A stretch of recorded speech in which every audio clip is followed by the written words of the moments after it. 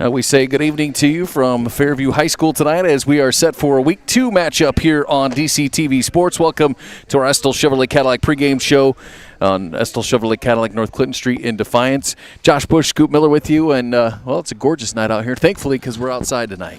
Fan-friendly night here tonight at the reservation, what should be a great matchup here on DCTV. We're going to take over to the field right now for our national anthem, courtesy of the Defiance County Veterans Office.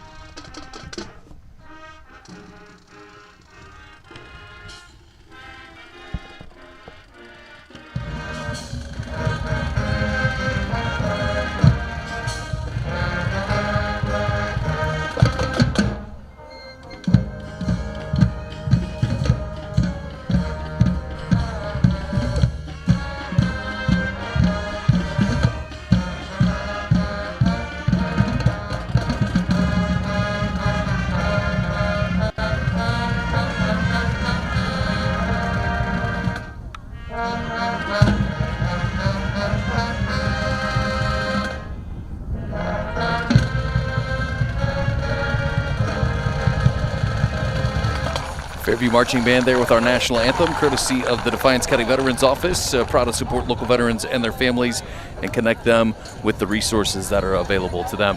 Well, Scoop, this is a matchup of two teams that, on paper, I don't think you can get as opposite of what you are going to want to do when you get on that field. Well, Josh, you're exactly right. You have the ground and pound game of the Delta Panthers, and then you have the aerial attack of the Fairview Apaches.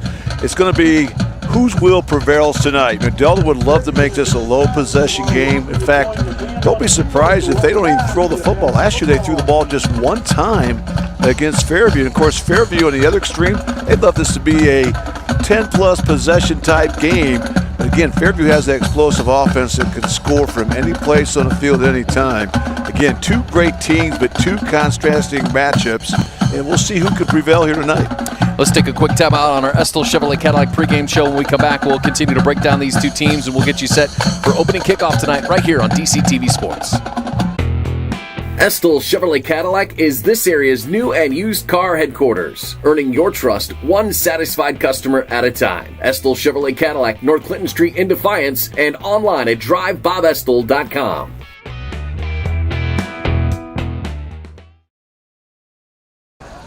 And we welcome you back here to Fairview High School. Josh Bush, Scoop Miller with you on week number 2. And it is absolutely a gorgeous night out here tonight for some high school football. Scoop, the 5th meeting between these two teams. Can you believe this?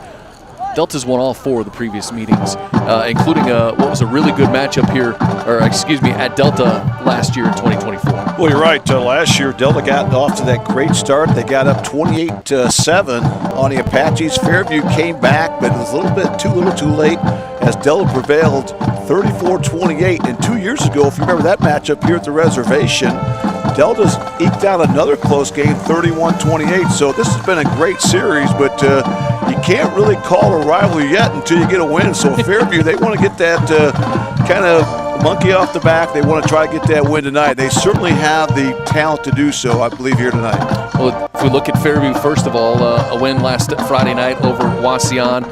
That was a game where they were, again, trailing, able to come back and get that win. That's a kind of a rivalry for them as well. But that was a big win for Fairview, led by their senior quarterback. It really was. Anytime you knock off a team in the NWL, especially one of the largest schools in that conference in Wauseon, that's really saying something. And you mentioned it, Josh.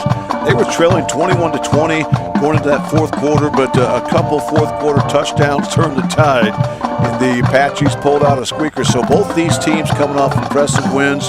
Delta, of course, had no problems with Ayersville knocking off the Pilots 42-8. But again, this is the one I think Fairview's had circled on their calendar all summer, and we'll see how they come to play here this evening.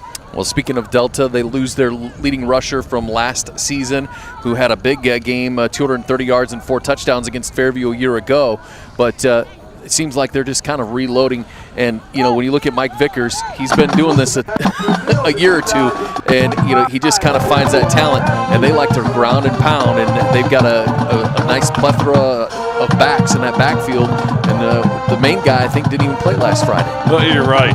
Marcus Daigle missed last Friday, kind of nursed a knee injury. He probably will be their go-to guy tonight, but they've got plenty of weapons. You know anything about Mike Vickers, you know they're going to just try to go smash mouth football. They're coming right at you. And again, I think this is the type of Panther team, they'd rather take 3 or 4 plays to get the first down than get it all in the first down. They want to shorten this game down. They want to make it low possession. And again, if they can control the trenches, that could go a long way in trying to keep their mark unblemished here against the Apaches. Well, I think that leads into our Northwest State Community College keys to the game, Scoop. And we've been doing all these kind of things out here and really talked about it. But, I think the dynamic of each of these teams is going to play into the key for each one of these teams. Well, you're exactly right. And for Delta, there's no secret about it. They have to establish the run. We talked about how they want to get 3 yards in a cloud of dust, control the clock, shorten the game. Then on the flip side, you have this Fairview team. I think what they're going to have to do, Josh, they're going to have to find a way to get off the field on 3rd down. You remember, this is a Delta team that it's going to be 4-down territory a lot tonight. They have confidence in their line. They have confidence in their running game. So the Apaches have to find a way to get off the field on 3rd down. And again, not let Delta control the clock here tonight. Well, I think a big key, one of the things I've been looking at was for Fairview, getting off to a good start here tonight. And I know that's kind of a cliche type of thing, but you look back to last year, they got behind in this Delta team. Again, they're going to burn that clock off with the running game. And then last week, again, they had to come back against Wauseon. I think it's important here for Doug Rake's group to establish something early, maybe get an early lead, and not be playing from behind all the time. Well, I totally agree. And you hit the nail on the head there as far as playing from behind, because we talked about already Delta's team that really just likes to control the clock. They have the ability to go 10, 12 minutes on one drive. So the last thing you want to do is fall behind against a Delta team that does a great job of controlling the football. So again, I think that's going to be a huge key tonight if Fairview wants to get off the schneid here. All right, let's take one final time out on our Estill Chevrolet Cadillac pregame show. When we come back, opening kickoff is on the way. Week 2 here of high school football on DCTV Sports. Estill Chevrolet Cadillac is this area's new and used car headquarters, earning your trust one satisfied customer at a time. Estill Chevrolet Cadillac, North Clinton Street in Defiance, and online at drivebobestill.com.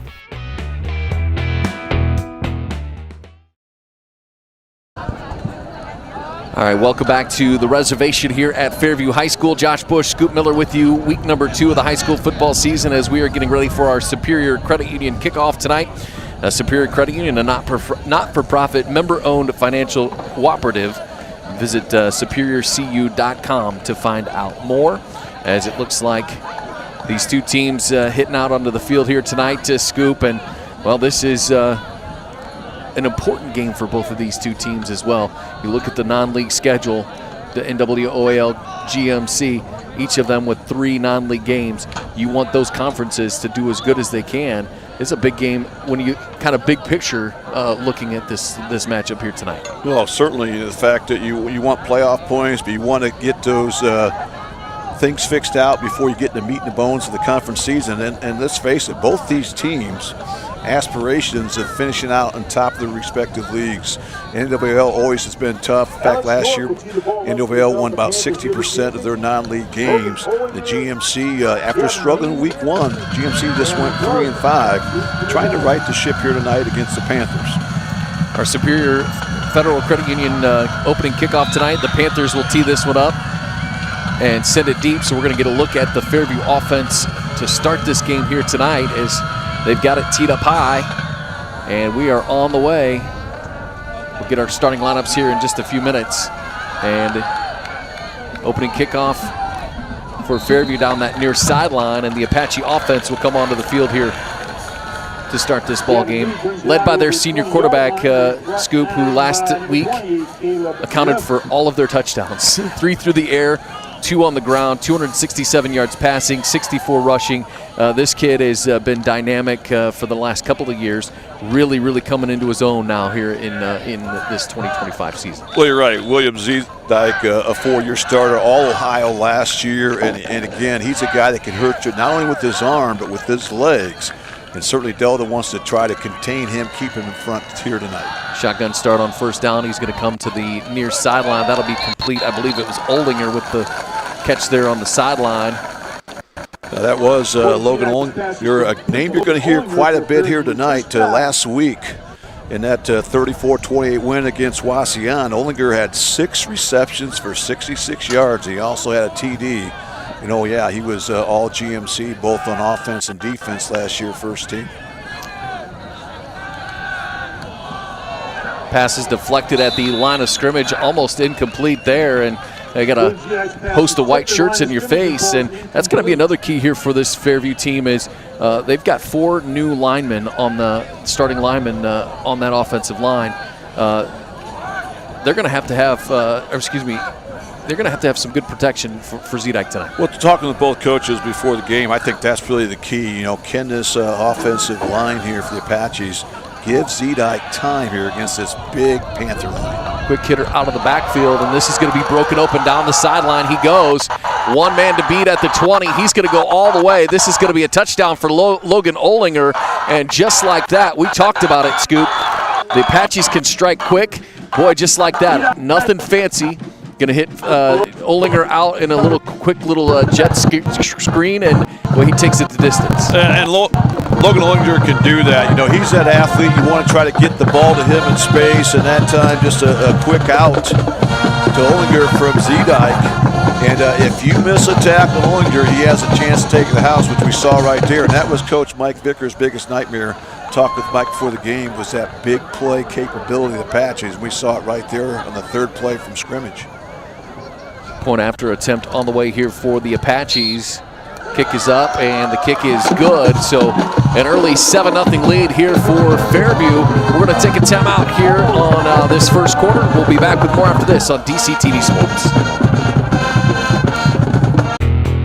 Estill Chevrolet Cadillac is this area's new and used car headquarters, earning your trust one satisfied customer at a time. Estill Chevrolet Cadillac, North Clinton Street in Defiance, and online at drivebobestill.com.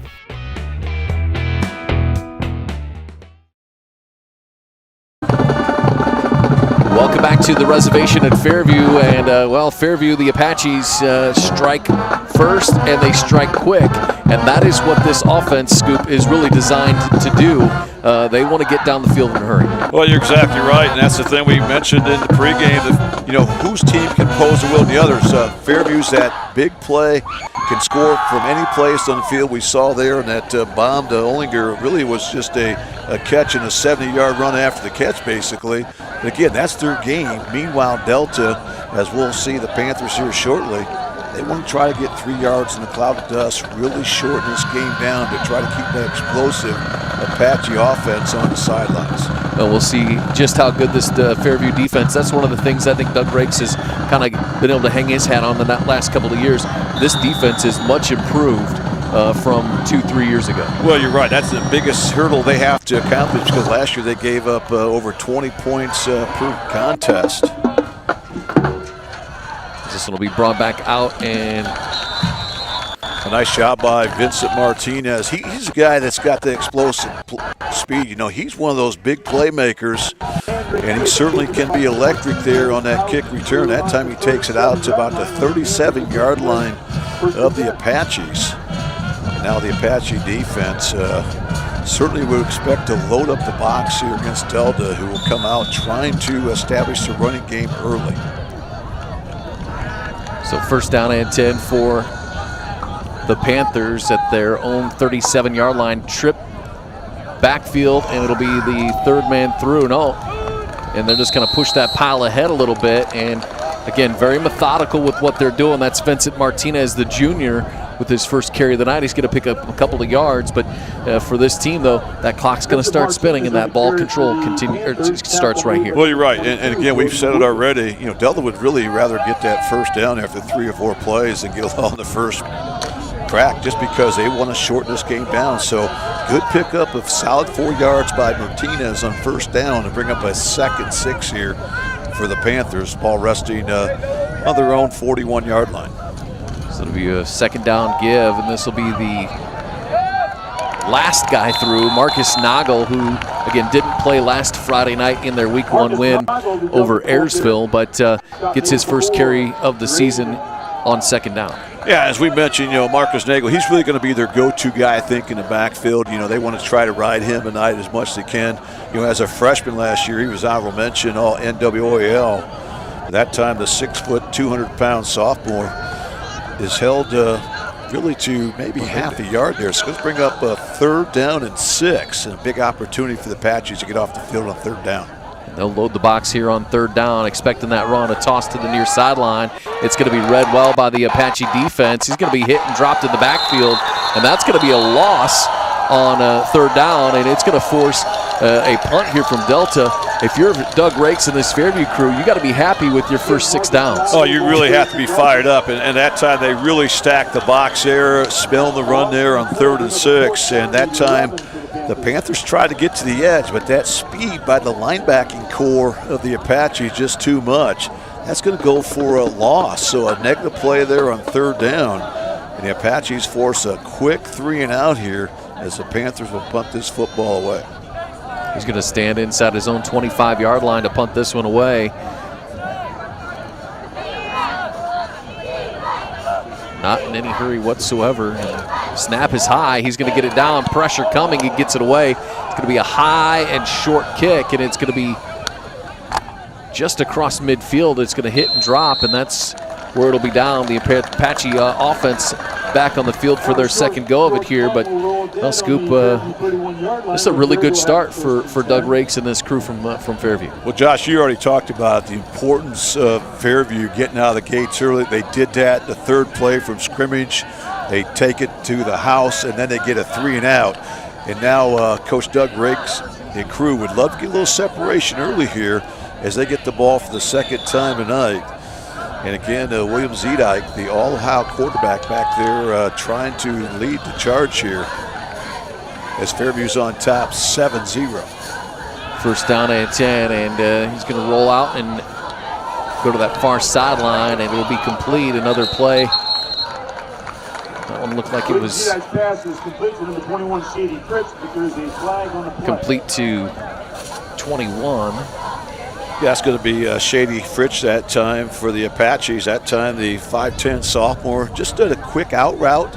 But again, the thing about Zedike, not only does he throw an accurate ball, he does a great job of being on time. And that time the timing was there.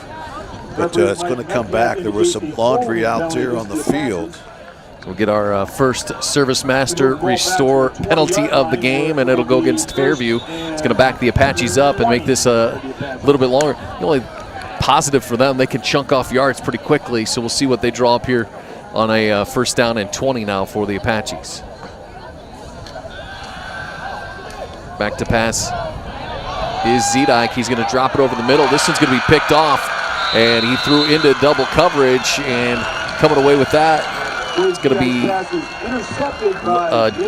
Jaden Lohman for Delta, and well, just like that, Scoop, first turnover of the game. This could be something to change a little bit of that momentum. Oh, great job there by Jaden Lohman, the 6'1 senior. That time he was dropped back in a cover 3 and kept everything in front. And once he saw that ball was upstairs, he had a great break on the football. Comes up with the game's first turnover. Now Delta inherits great field position after going 3-and-out, losing 1 yard on their initial drive. 1st down and 10 for the Panthers, and again, nothing fancy here, just a run up the middle as they show that 3-back, that T formation in the backfield. Marcus Nagel, the Delta ball carrier. It'll be a gain of just a short gain, maybe a yard or 2, but again, Fairview defense has to step up here. 1st down, they swarm in, and they're able to limit that gain. Yeah, they really have to get off the football and win it down in the trenches, because Delta is not going to change their game plan. They're going to continue to go right at them. Right now, this is 4-down territory for Delta, so we're looking to get 2-3 yards on each crack here, move the chains, control the clock. 2nd down and 7. It'll be, I believe that was Gunnar Taylor with the football as he hit the hole quickly, and he's going to have a nice gain there on 2nd down. This will be now a 3rd down and manageable. You mentioned it's likely to be 4-down territory here, but this becomes a 3rd down and about 2 for the Delta offense. Yeah, it was a solid run that time by Gunnar Taylor, who led the Panther offense last week with 56 rushing yards against Ayersville. He also had a couple TDs. He also racked up over 500 yards a year ago. Big third down coming up for the Panthers. And they'll just run it off to that right side. I think everybody knew that was coming. This is Martinez, it looks like, to that right side. He's going to gain a couple. He's going to be close to the first down marker. We'll see where they put it down. Hayden Bolton, the ball carrier. Yeah, that time good penetration up front by that defensive line of the Apaches, but not before Delta is able to move the chains, get that first down.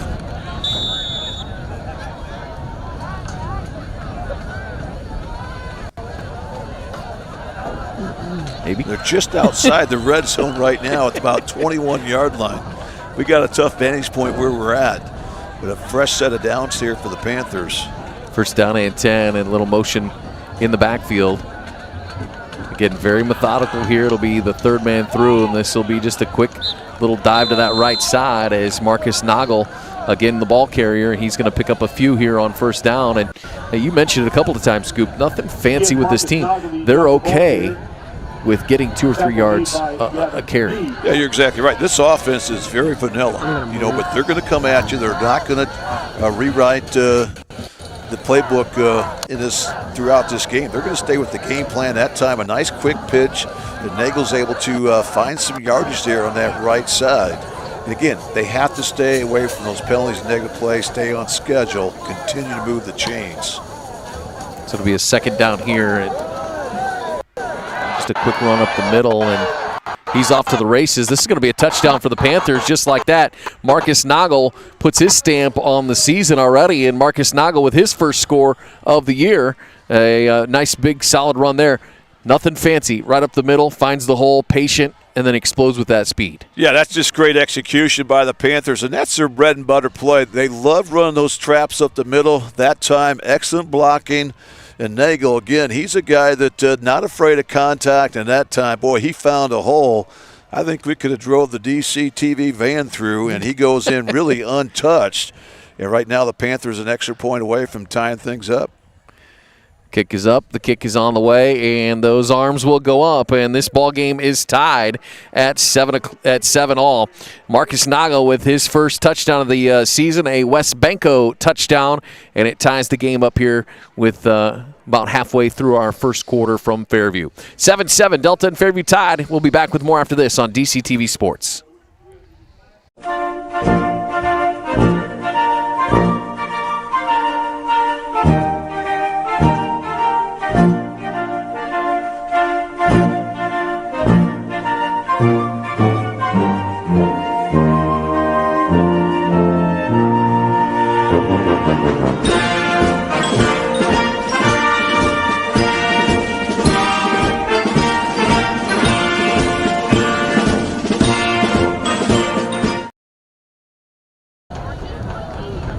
And we are back here at Fairview as the long scamper there from Marcus Nagel, a West Banco touchdown, and Delta ties it with the extra point. And probably didn't use as much time as they would have liked to, Scoop, but important for them to get that turnover. And you mentioned it, points off of those turnovers are key anytime you can get one. Yeah, that was awfully big there for Delta after getting held to 3 and out, losing a yard on their initial drive, but that big interception and then the touchdown run by Nagel there. We got a new ball game here.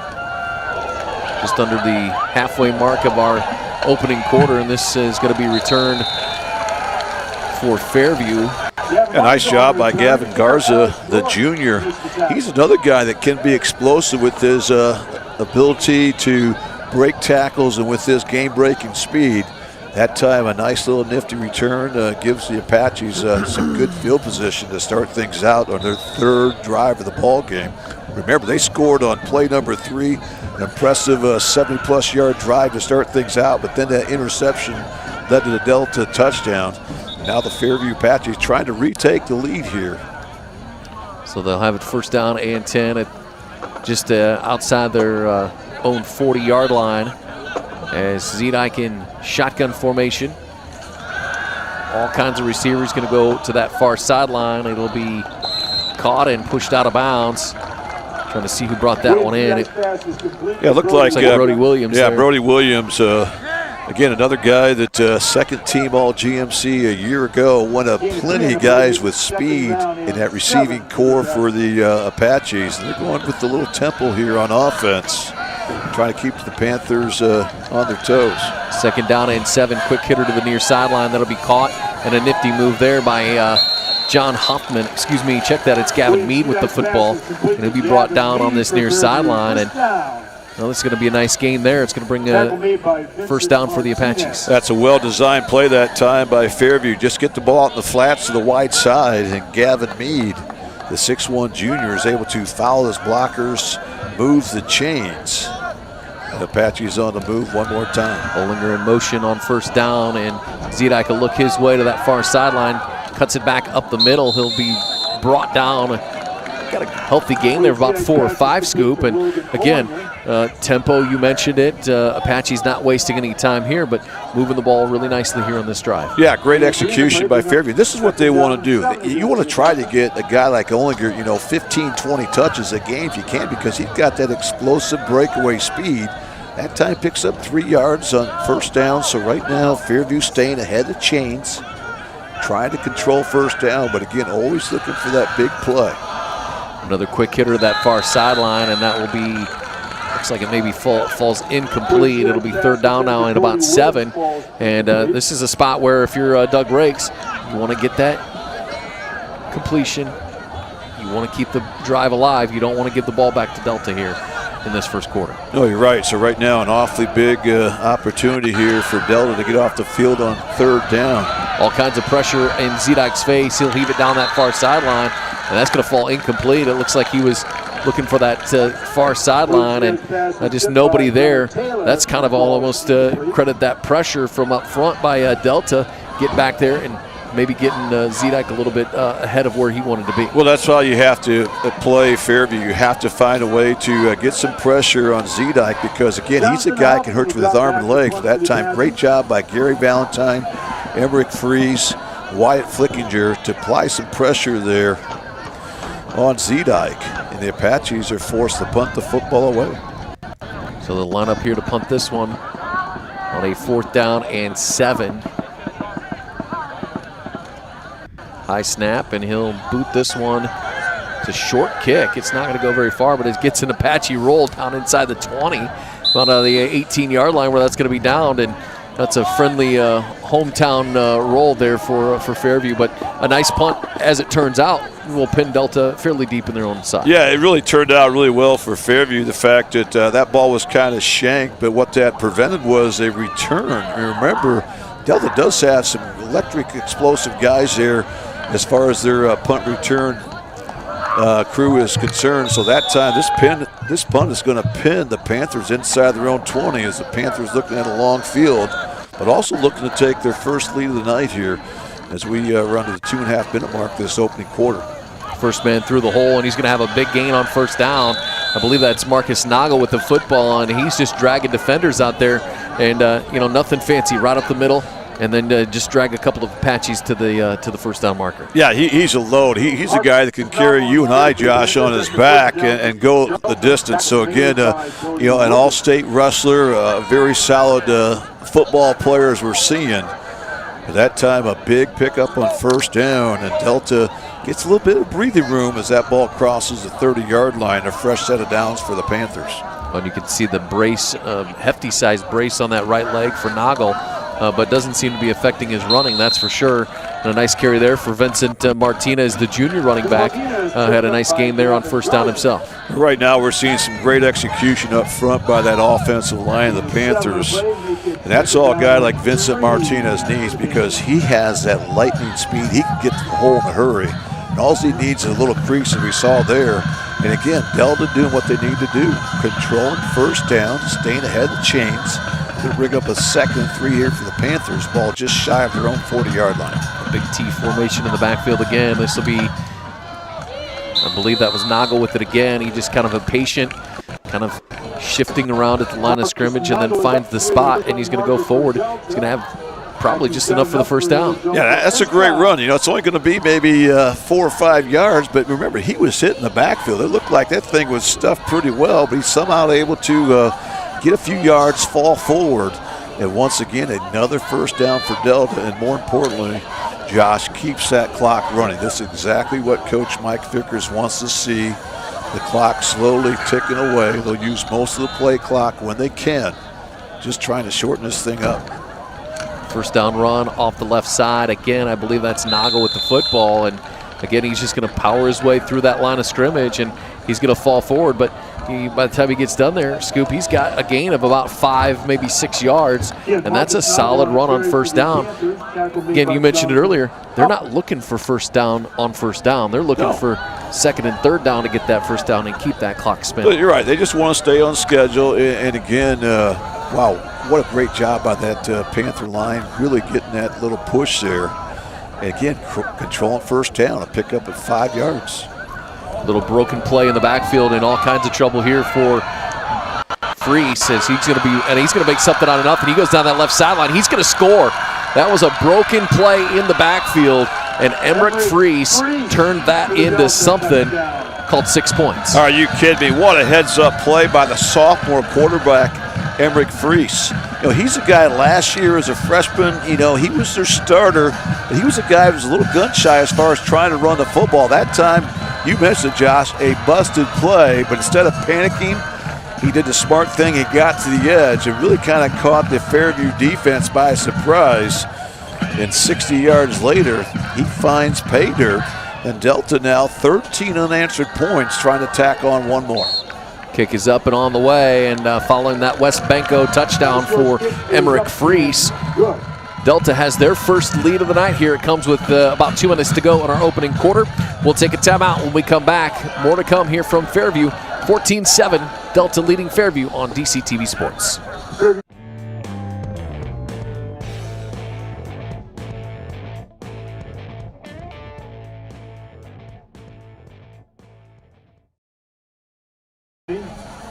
And we welcome you back to the reservation here at Fairview High School. Josh Bush, Scoop Miller with you on a beautiful end of August. Can you believe this?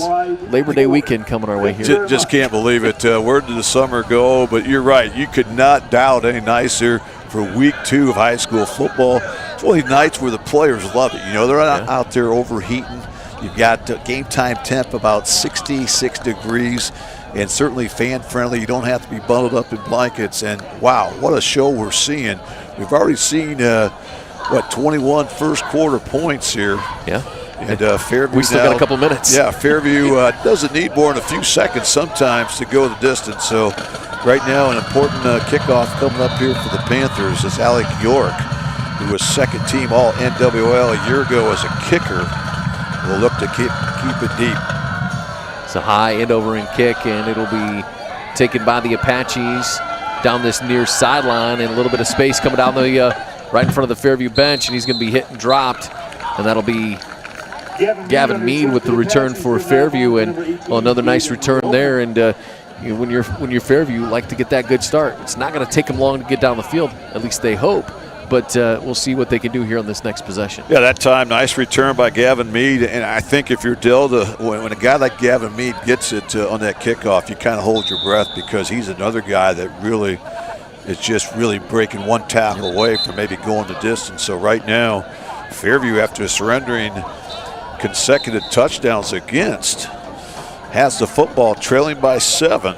Trying to get their offense clicking like we saw in that first drive. It only took them 3 plays to go practically 70 yards and take an early 7-0 advantage.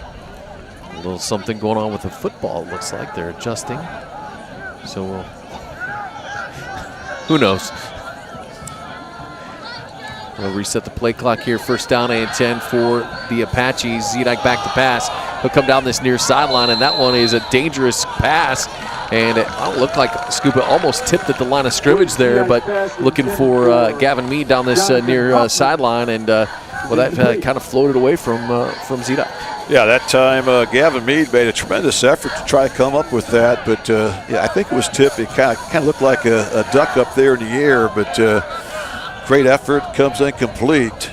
Great hold by the Panthers on first down. Quick hitter to the near sideline. This is Olinger with it. He'll be wrapped up and dropped immediately on second down and 10. His pass is complete to Logan Olinger. Jacob Russell on the stop for the Panthers. And as we are rolling near the 90-second mark here in this opening quarter, looks like it's going to be a 3rd down and 3 for the Apaches as they look to the sideline, checking the play. Again, expect something quick here. Nope, they're going to come down this near sideline right in front of our cameraman, and it is caught by John Huffman. He's going to be diving for the end zone. Did he get in? It's a touchdown for the Apaches, a West Banco touchdown. And, well, you think, Scoop, you're going to get a nice little quick hitter to pick up that 1st down. They fake it. They come down this near sideline, and John Huffman with a big touchdown there for the Apaches. Yeah, great job that time by Fairview. They're able to kind of go an up and out, and that time Delta bid on it. And what great can't have a better pitch and catch than we saw right there as William Zedike finds Jonathan Huffman in stride down on that Apache sideline, and he takes it to the house. I believe that was 66 yards. And now a PAT away from tying things up. Point after is on the way, and it is good. So we've got a tied ball game here after a long West Banco touchdown pass from William Zedike to John Huffman. A pair of seniors link it up. They did it last week. They did it here again in week number 2. We'll take a timeout. Tied ball game. We're back with more after this on DCTV Sports. Stanball Jewelers is your trusted source for diamonds, fine jewelry, watches, and gifts. Whether you're looking for a dazzling engagement ring, a timeless anniversary gift, or a present for someone special, Stanball Jewelers has something for every occasion. Visit us today and discover why we've been serving the community since 1948. Welcome back to the reservation. Josh Bush and Scoop Miller with you here on this week number 2. We've got a tied ball game here on DCTV Sports, and well, what a beautiful play there. That was a really, really well-thrown football from William Zedike. Oh, it could have been any better than it was. A great job by Zedike. They tried to take a vertical shot, and again, they had the right play call. They had Huffman on a one-on-one down that sideline. And again, sometimes you just got to tip your cap to the offense, and that time, well-designed, well-executed play by the Apaches, and after surrendering 14 unanswered points, a great answer there by Apaches, and back and forth we go, 28 first quarter points. Now Delta back to receive the football via the kickoff. And we still got a little bit of time here in this opening quarter, Scoop. Well, we knew this was going to be a great game, and two contrasting styles, but right now each team executing at a high level. And that's going to be taken on a nice return. Alex York, who oddly enough had a touchdown reception last week for this Delta team. Yeah, he's a guy that, again, he's got good speed. You know, he had that 37-yard TD reception against the Pilots a week ago. That time a nifty return. He took it right to the heart of that Apache return team. He gives the Panthers some good field position. They'll start out at their own 44-yard line. So it'll be first down and 10. T formation again for the Panthers with those 3 backs in the backfield. And it will be a pass on first down as they look down that near sideline. Excuse me, right over the middle, and that'll be caught. That's Cade Littermoot, and well, this is what they do. They threw 1 pass last year against Fairview. They threw 4 in week number 1.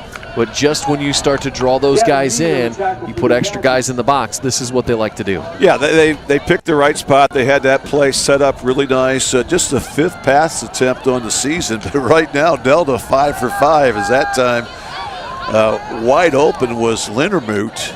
And that takes the ball all the way down deep into Fairview territory.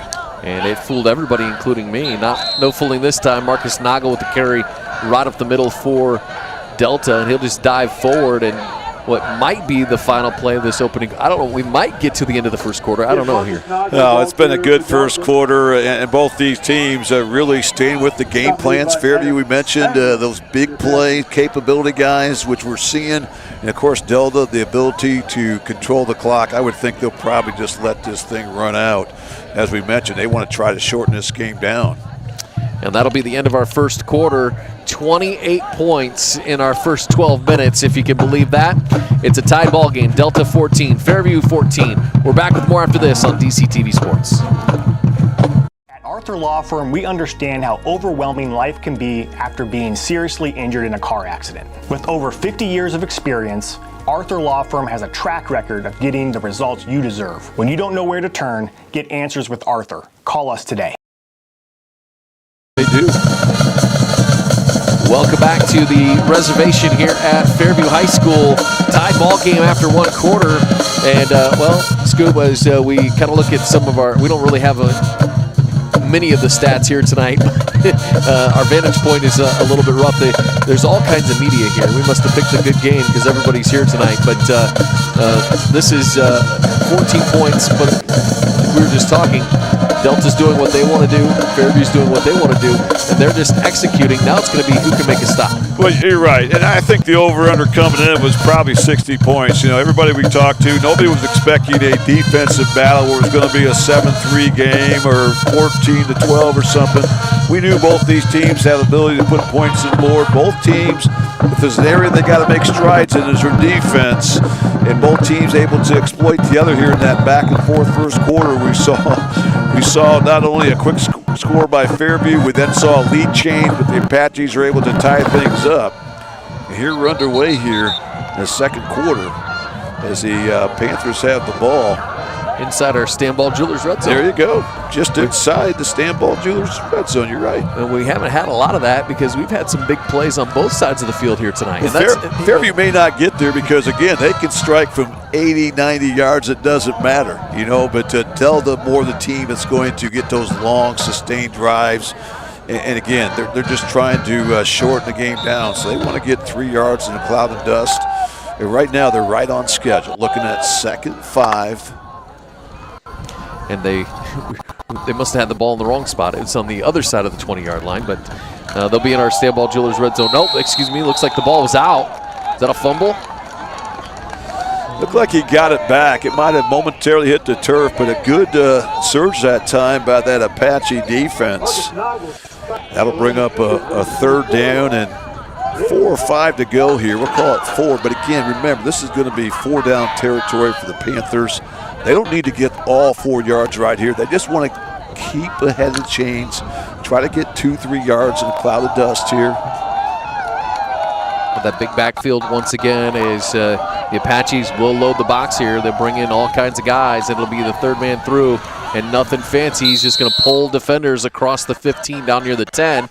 That's going to be enough for a Delta 1st down and a nice strong run there for the Panthers. Yeah, my goodness, that time, you mentioned it. They stuffed 8 guys in the box. They sent all 3 linebackers, but yet Delta's able to move the chains. Good looking run. The ball sits on the 11-yard line. And more importantly for Delta, just kind of keeps the clock methodically running here. Panthers trying to retake the lead. 1st down and 10 for Delta just outside the 10 in our Stanball Jewelers red zone, and it'll be the 2nd or 3rd guy through, and he's just pulling defenders. I believe that was Hayden Bolton coming through there, and boy, just a strong run from that young man. Yeah, nice job that time by Hayden Bolton, and credit his line. You know, that time a 26 power play. They got a good kick-out block on the end, blocking down the tackle, opened up a hole there on that right side. And he had some yak yards. You know, he didn't just go down the initial hit. He was able to keep the legs moving. Well, just check that. He went into the end zone there. That's a West Banco touchdown, and I didn't even realize he got that close. But put him in for 6 points there as Hayden Bolton tacks on a touchdown for the Panthers. A little bit of movement up in front. Another Service Master restored penalty here, but Scoop. Fooled everybody there. He pulled defenders clear across the goal line. That wasn't just a second effort, it was a 3rd effort that got him in, and now it's going to be interesting here. With this being half the distance to the goal, you wonder if maybe Delta, with that strong running game, might try to go for 2 here instead of kick the PAT. So decision time here for Mike Vickers, who's in his 3rd stint with the Panthers, looking for win number 199. And if you count all his years at Holgate, Hilltop, Genoa, Swanton, you name it, up near 300 wins. He's one of the best. And right now, we'll see a decision is going to be made. Looks like Fairview's going to burn a timeout to discuss their defense.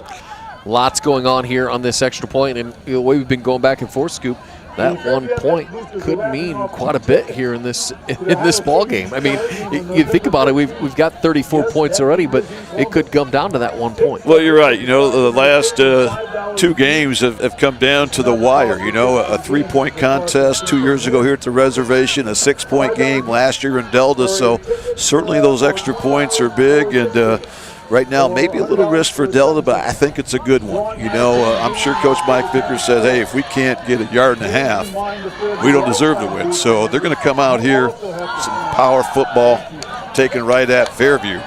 We'll see how Fairview loads up the box here, trying to deny the Panthers the 2-point conversion.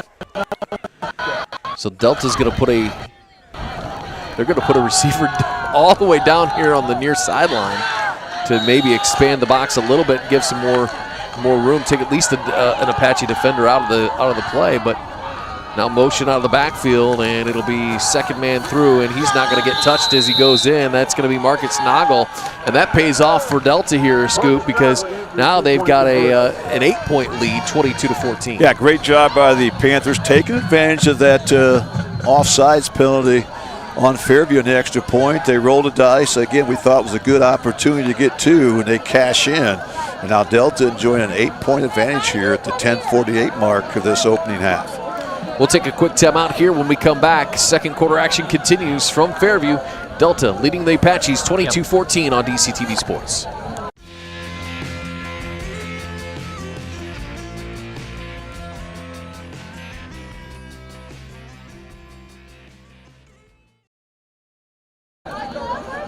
Big non-league matchup for these two teams here, Fairview and Delta, looking to get those extra outside the conference points to take back to their respective leagues. Scoop, we talked about it a little bit in the pregame. GMC 3-5 in week number 1, NWOL 5-3 in week number 1. Now, GMC, take that a little bit with a grain of salt. Tenora and running up against Liberty Center, and that. Sure.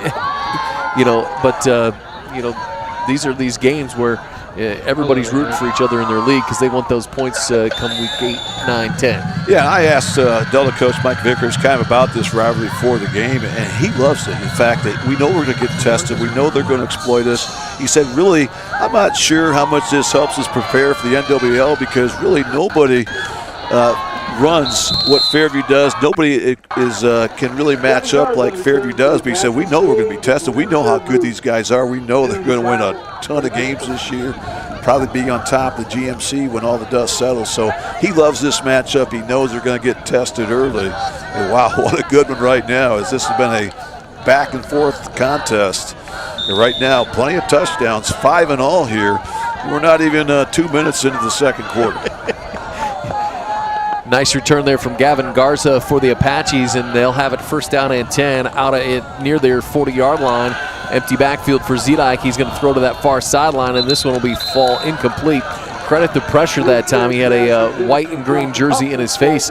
Little contact there, Scoop. Might have driven that ball into the ground. Yeah, that's what you have to do. You just cannot let a guy like William Zedike sit back there and have time because, again, he can pick you apart. He not only has an accurate arm, boy, he's got a cannon. He can throw it a long way, and then if you forget about him, he can take off and hurt you with his legs. So great stop on first down by the Panther D.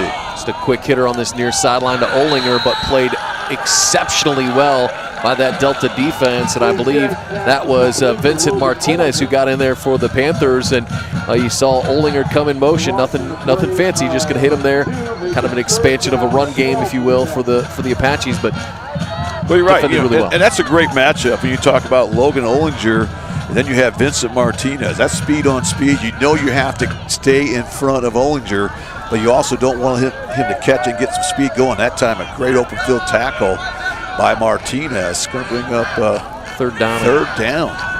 Third and 12 here for Fairview, and all kinds of pressure again coming after Zedike. He's going to spin and work his way back across the field. He'll fire down the near sideline. It'll be caught, and that's going to be completed to Gavin Garza. And boy, William Zedike, how about that? He kind of scrambled for his life, changed directions 3 or 4 times in that backfield, able to find an open Gavin Garza. Yeah, it looked like Malachi Ambrose was going to get him for a sack. That's one thing Zedike can do. We talked about how he can hurt with his legs. He's able to extend it. There is laundry on the field. It looks like it's going to be a hold against the Apaches, so that first down is going to be momentarily at least wiped off. Boy, that's going to back up Fairview back near their own 20-yard line. We'll call it the 21, but now it's going to be third down and, what, 22? Yeah. Yeah. Not that they can't chunk that off pretty quick, but again, you know, that tackle on second down, you make a good play there, that hold is going to bring you back. You get enough for that first down, but now it's third down and a real long way to go. It's going to be about 22, 27. Zedek back to pass. He'll unload down the near sideline. It'll be out of bounds as he was looking for Gavin Garza down this near sideline. But, you know, Scoop, once you get into 3rd and 27, you're able to, if you're Delta, you're able to back off a little bit, get some extra safety help down there, and you know they're going to throw the football. Well, you're right. It's really going to make your playbook pretty skinny. We're looking third down at 27. You're exactly right. Delta that time, but they went with the dime defense. That time they had 5 DBs in and just kind of went in almost like a prevent defense. Hey, we'll give up 20 or so, but we're not going to give up 27. That pass falls incomplete, so Delta here should inherit some pretty good field position after the 3-and-out punt here by the Apaches. John Huffman on to punt for Fairview.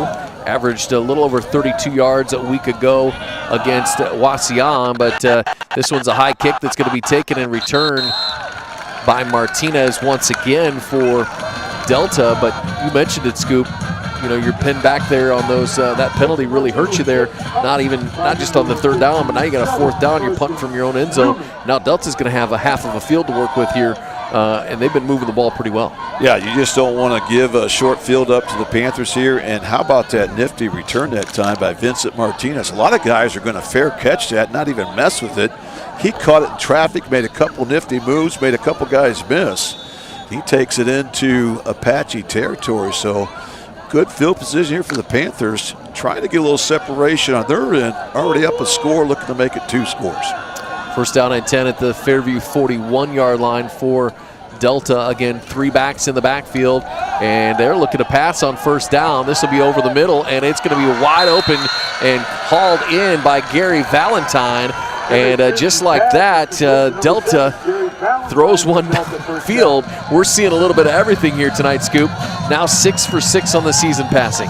Well, when you run the ball like Delta does, you know, you have to honor that fake. So when they go play action, that really frees things up. And that time, Valentine just kind of released from a tight end spot. Once again, that's the second time they've run that play, but both to perfection, wide open. That takes the ball all the way down into the Stanbaugh Jewelers red zone. This will be Martinez with it, going in that right side, and it'll be defended well by the Apaches this time. But, boy, I tell you, they're moving the football really, really well. And you get that clock spinning out at 9 minutes to go, and Delta down in the red zone, like you mentioned, Scoop, they're going to chunk off time and yards here, 4 downs, or just a down at a time.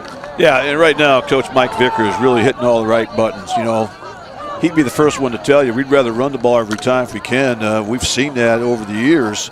But again, the fact that Fairview's really loaded up the box, trying to keep them honest. He's gone with that play action twice. And how about Delta? 6 for 6 this season throwing the football. Be a quick hitter on the inside, and this is going to be stuffed and a gain back to the line of scrimmage, maybe. Not much there. Marcus Nagel, the ball carrier again, and I think he's going to put him down for no gain there, but nice job up front by the Apache defense. Yeah, it really was. Credit Isaiah Weed, the 6-foot junior, and also Gage Mullins, the 5'10 junior. They got good penetration up front. And now the Panthers looking at 3rd and 9. But remember, Josh, 4 down territory. They don't have to abandon their game plan just yet. And this will be the 3rd man through the hole. That is Hayden Bolton. But that touchdown a bit ago, and he's going to dive forward. It's going to bring up a 4th down, but this is a 4th and very manageable for Delta. But we have it's like an injured Apache on the ground. So we'll take a quick timeout while they sort this one out. 22-14, Delta your leader here. 7:28 to go in this opening half. Back with more after this on DCTV Sports. Discover top quality healthcare education at Northwest State. Our instructors have real-world experience, so they know how to prepare you for great career opportunities. Northwest State, where you'll get the top quality healthcare education you need to succeed. And we welcome you back to the reservation here at Fairview High School as the athletic trainer is out to take a look at the injured Apache. I'm trying to get a number on that, but Bryson North, the athletic trainer here at Fairview. One of the good ones. Yeah, they're certainly blessed to have the training staff they do here at Fairview. Also have several student trainers here as well. And right now, interesting juncture here at fourth down and a long 4. Remember, the Panthers do have a strong leg there in their kicking game, but they also have a strong running game. And I'm not sure if Coach Vickers wants to settle for 3 points. So we'll see what decision is going to be made here. If they're going to try to put some pressure here on this Apache defense, they got it inside the 10-yard line here. And again, a lot of times this is 4-down territory for the Panthers. But we'll see what Coach Vickers has up his sleeve, as well as the coach Rakes here of the Apaches. 73 is the injured. It's Gavin Palladino, a senior defensive end for the Apaches, who's up and walking off with a little assistance there from the trainer. But good to see him up on his feet coming over to the sideline. But it's a big juncture for both of these teams, Scoop. The lead right now, 8 points. Fairview needs you almost feel like they need a stop here. It's kind of early to say that, but with 7.5 to go in the half, and the way that Delta's able to chunk time off, but it looks like the Panthers are going to try kick this one here. And they want to make this a 2-score game. You mentioned just an 8-point game right now, so if they can get good on the field goal, this will give them a 2-score advantage here. And he'll put it down at about the 14-yard line, so it's a 24-yard attempt. The kick is up, and the kick is good. And the Panthers going to extend that lead 25-14 now for the Delta Panthers after that field goal. We'll call it 24, 25-yard field goal. That's a nice boot there by that young man. But this is a big lead here now. Scoop, you mentioned it, 2 scores now for the lead here for the Panthers. Yeah, right now I've really been impressed with Delta. You know, they really took a shot in the mouth early. They went down on the mat early, gave up that quick 7 points on the 3rd play from scrimmage here tonight. But since that time, they've outscored Fairview 25-7 here at the reservation. So Delta's done a nice job here of not only staying with their game plan, but their defense, I think, has really been spectacular here for the most of this half. And again, this is the Fairview team you just can't take a play off against, because they can hurt you with the athletes they have, the speed they have. But right now, Fairview, you got plenty of time. You've got an explosive offense. You want to try to get some points on the board, get this back to a 1-possession game. Yeah, it's like you're reading my mind. I was going to say, how important is this drive for Doug Rakes and this offense? Even if they don't get points, but they really haven't put much together offensively for a few series now. They've been kind of struggled, and give credit to that Delta defense that has really done a nice job of keeping Zedike and Olinger and those guys in check. Yeah, you're right. The last 4 possessions by Fairview, there's been an interception, 2 3-and-outs. They did have that 1 touchdown mixed in there, and this one could go here. A nice looking return this time by Jonathan Huffman.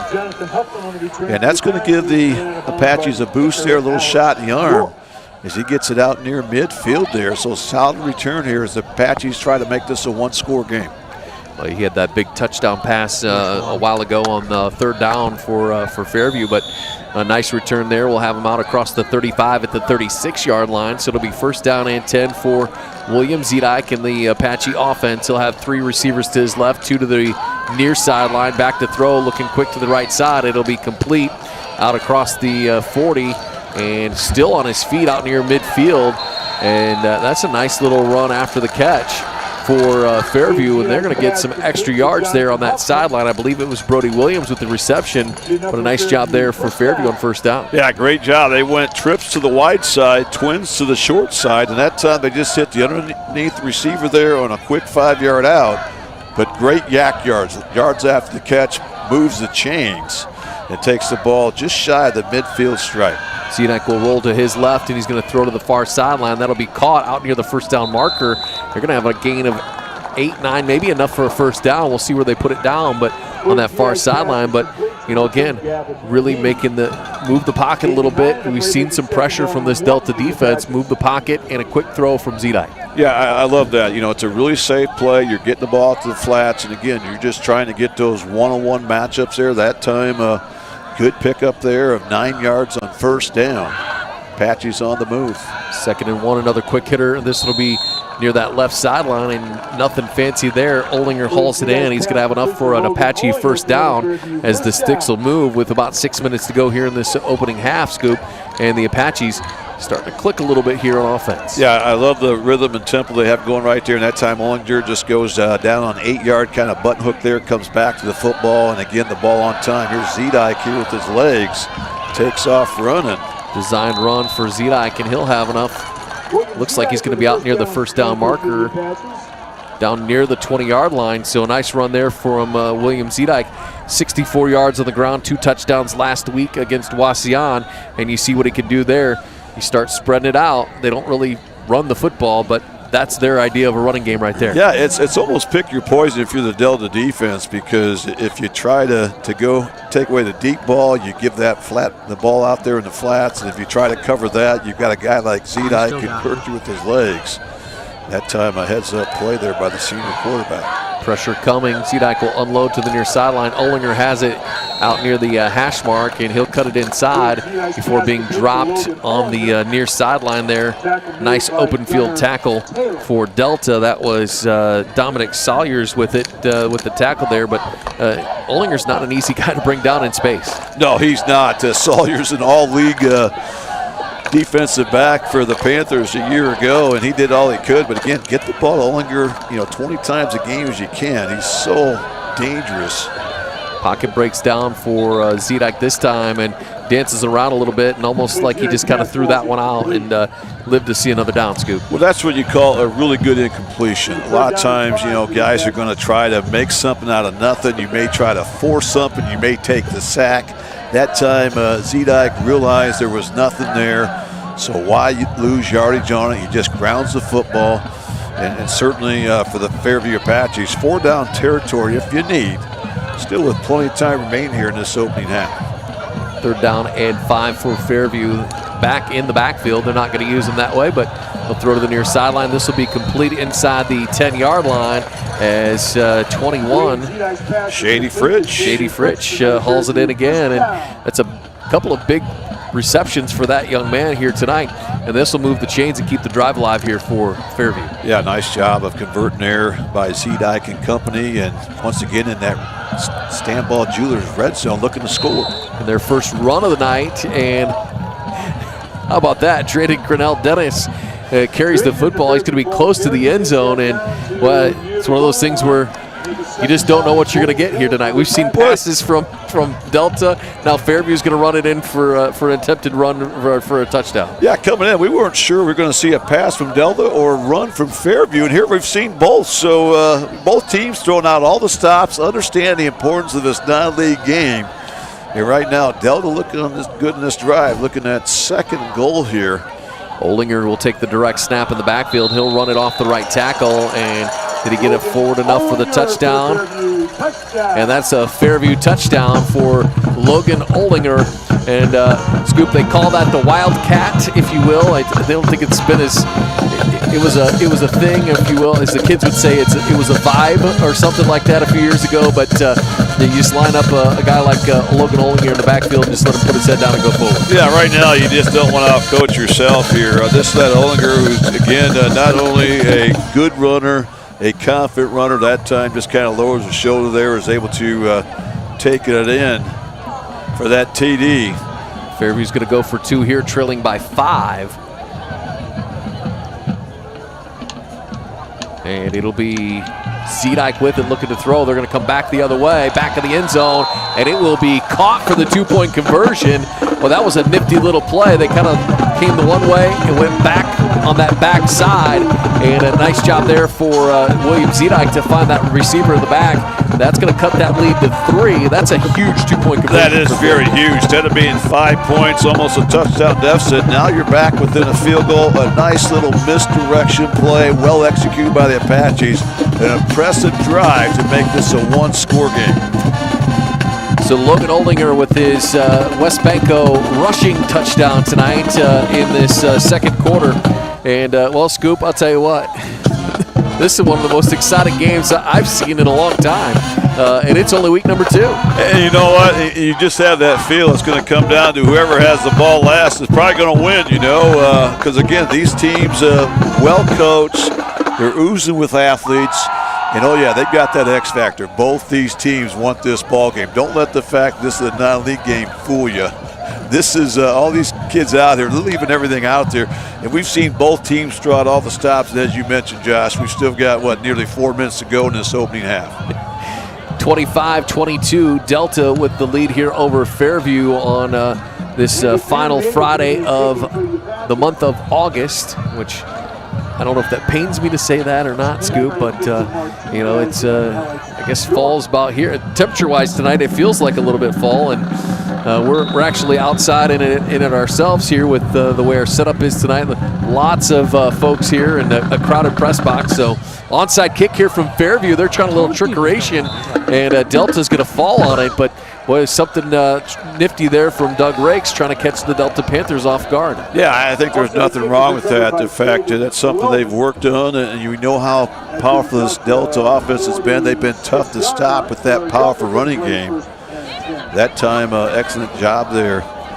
Looked like Jaden Lohman to fall on that football, and that should give the Panthers some decent field position. And right now, if you're Delta, yeah, you want to score, make this a 2-point game, or I'm sorry, a 2-score game, but you also want to leave as little time as possible for the Apaches, who have that big play capability, as we've mentioned so many times here tonight.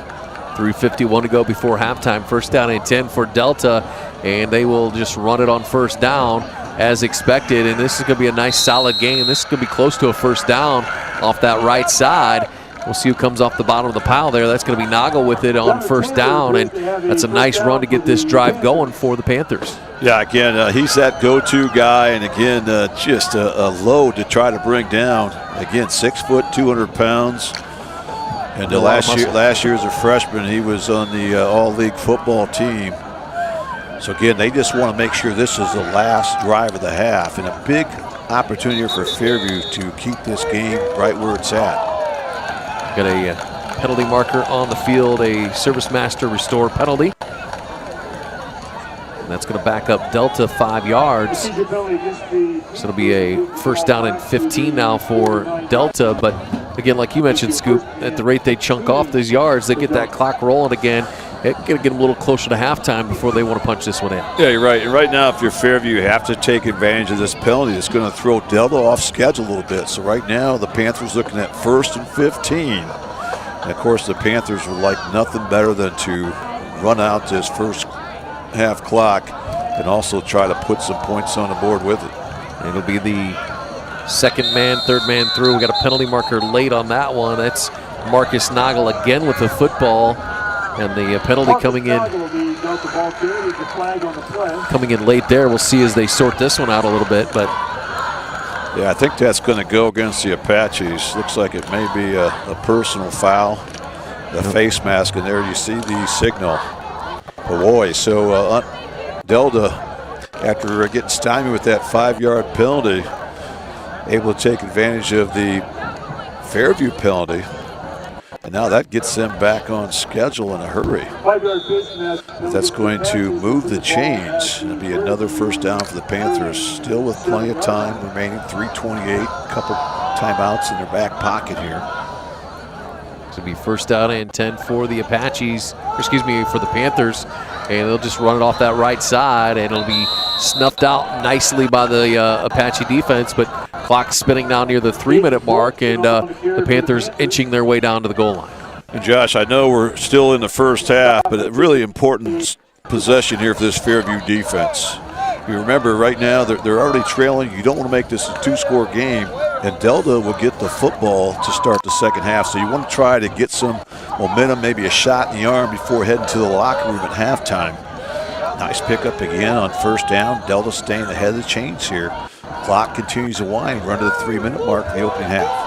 It'll be Nagel with it again, falling forward out should have enough for another Delta first down. And to your point, Scoop, this is a one-possession game here for Delta. They punch this one in, they're going to get the football. This could quickly become a 3-possession game in the third quarter if the Fairview defense isn't careful. Yeah, and again, I know there's still a ton of football left, but again, when you we talked about it pregame, Delta's not the team you want to fall from behind against because they have the ability to shorten things down. They have ability to control the clock.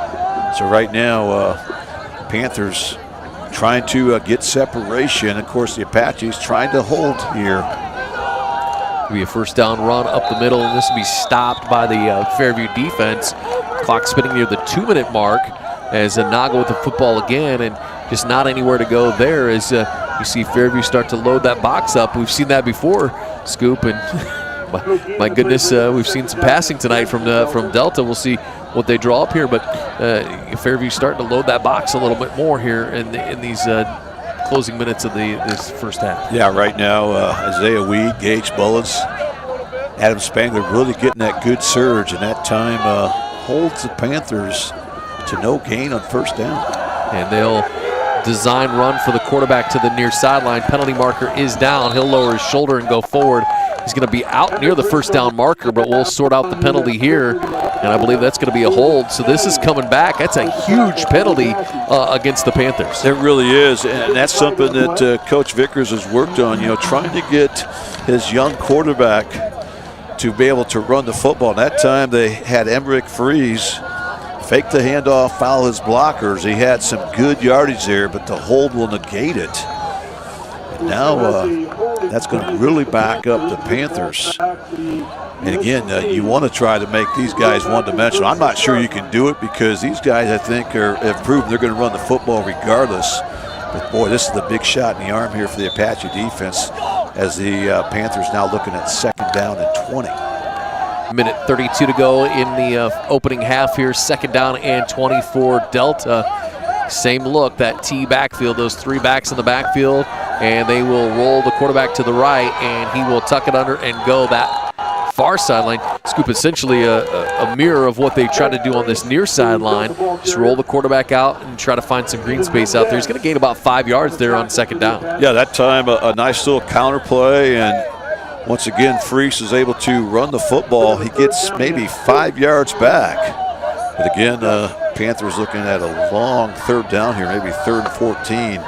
And I'm not sure this is in their field goal range, so they're going to have to get maybe at least half of this 14 yards here on third down to have a formal shot as we hit the 1 minute mark of the opening half. How about this? 5 wide for Delta. Shotgun formation on 3rd and 14. Freeze back to pass, and he'll throw it down that far sideline. It's picked off, and this is a foot race down that left sideline, and that'll be Olinger who'll take it, and a turnover there, and you can tell, Scoop, that is something that Fairview's comfortable with. Delta not so much. Olinger, big play there here late in the first half. Yeah, that time Delta completely out of their element. You mentioned an empty backfield. You won't see that play again the rest of the season for Delta.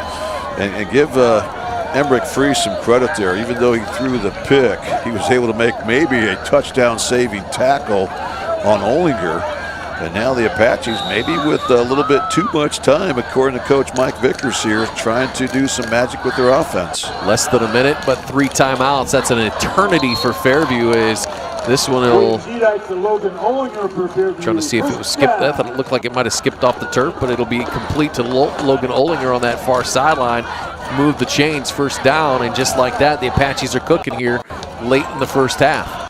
Another quick hitter to that far sideline. This will be Olinger with it out of bounds again. Get it, 3 timeouts, but Olinger working that sideline out of bounds. It'll stop the clock. And again, this is more than enough time for Apaches, even if they don't have timeouts. We've seen what this offense can do. And again, really surprised to see Delta throw the football there. I thought they were certainly going to keep on the ground. And now Zedek will take off with it on second down and 1. And he slides forward. Looks like he's going to have it up for the first down. And 29 seconds, and it looks like we're going to have a timeout here. Fairview's going to burn their first timeout of the half. We'll take it with them. Delta 25, Fairview 22. Just under 30 seconds to go in our opening half. We're back with more after this on DCTV Sports.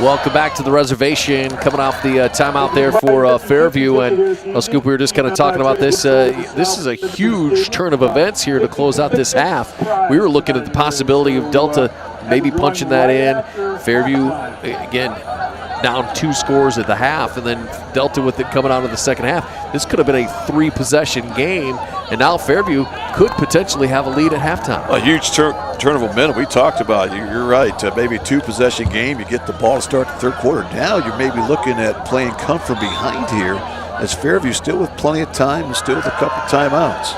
29 seconds. They'll go across the middle, and this is batted down as he was looking for Olinger. Penalty marker comes in, and Olinger immediately looked to the back judge to say, hey, we need a flag here. I think he's going to get it.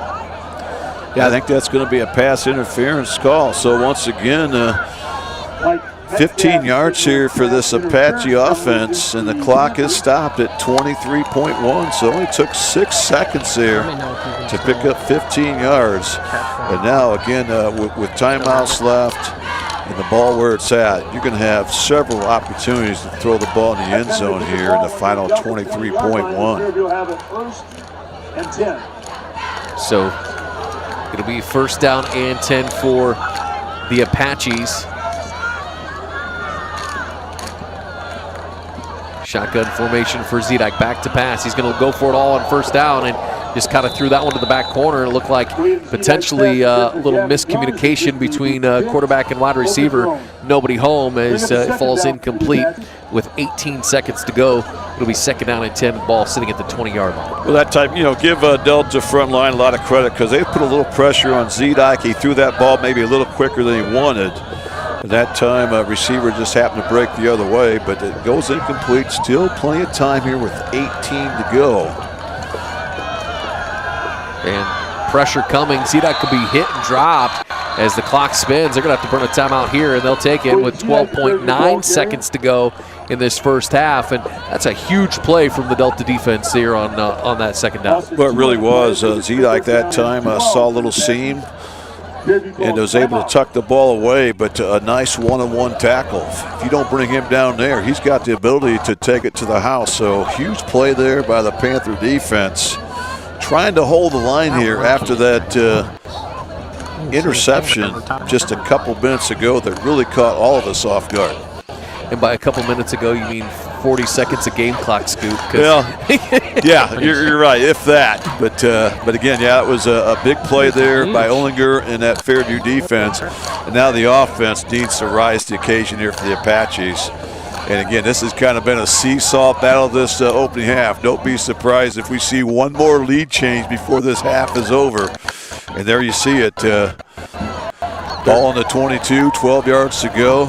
And again, just a 3-point game, something we kind of expected coming in. We talked about the over-under being at least 60. Well, we may hit that here in the first half. Who knows? We're closing in on it pretty quick.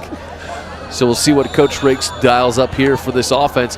And again, you got 12.9 seconds, 3rd down and 12. You still got a timeout left. So regardless if you get out of bounds or not, you got 2 shots at least at the end zone here for Fairview, and they'll run motion to that left side. They're just going to do a little trickeration. This is a toss back, and the ball's loose. It's on the ground. It'll be picked up by Delta out across midfield. And wow, what an amazing turn of events again. Gunnar Taylor, the sophomore for Delta, comes out of there with a football.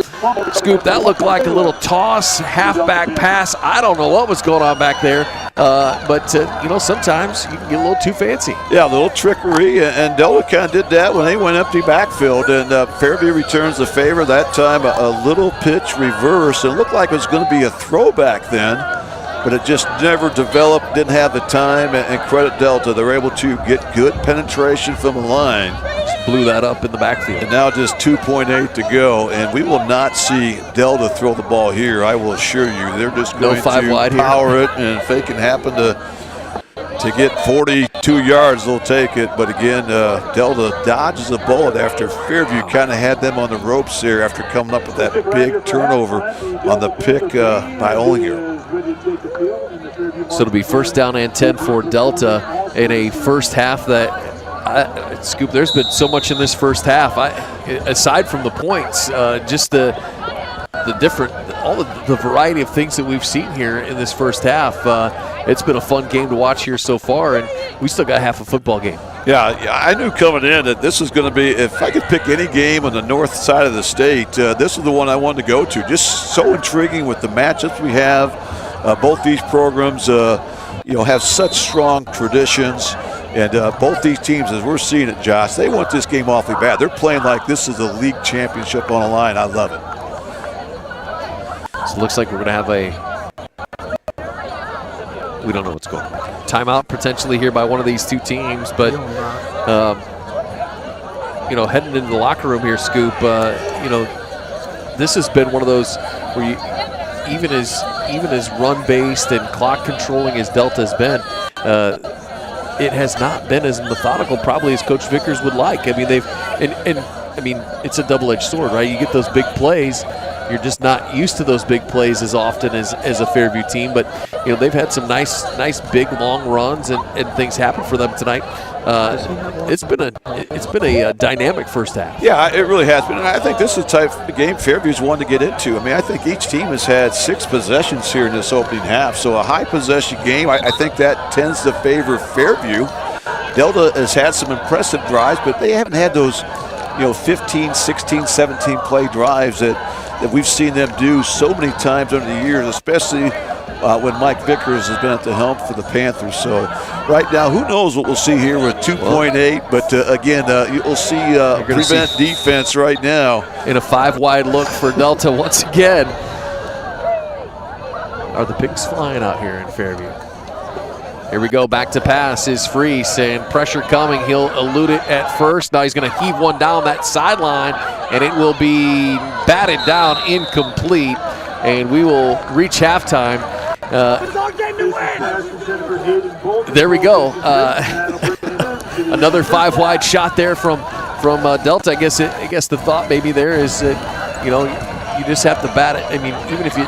So last play of the half, we'll throw the Hail Mary and again take our chances. Maybe the ball gets tipped, somebody catches in the end zone. But again, I like how every team is both teams are taking advantage of every opportunity they have. They know that it's going to take a lot of points to win this football game here tonight. We'll take a quick timeout here as we get you set for our halftime show, courtesy of Midwest Community Federal Credit Union.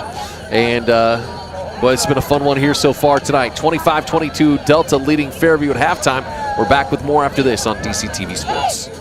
For the past 70 years, Midwest Community Federal Credit Union has been your financial partner, helping you achieve your dreams and secure your future. Midwest Community Federal Credit Union, with locations in Defiance, Bryan, and Napoleon. Find out more at midwestcommunity.org.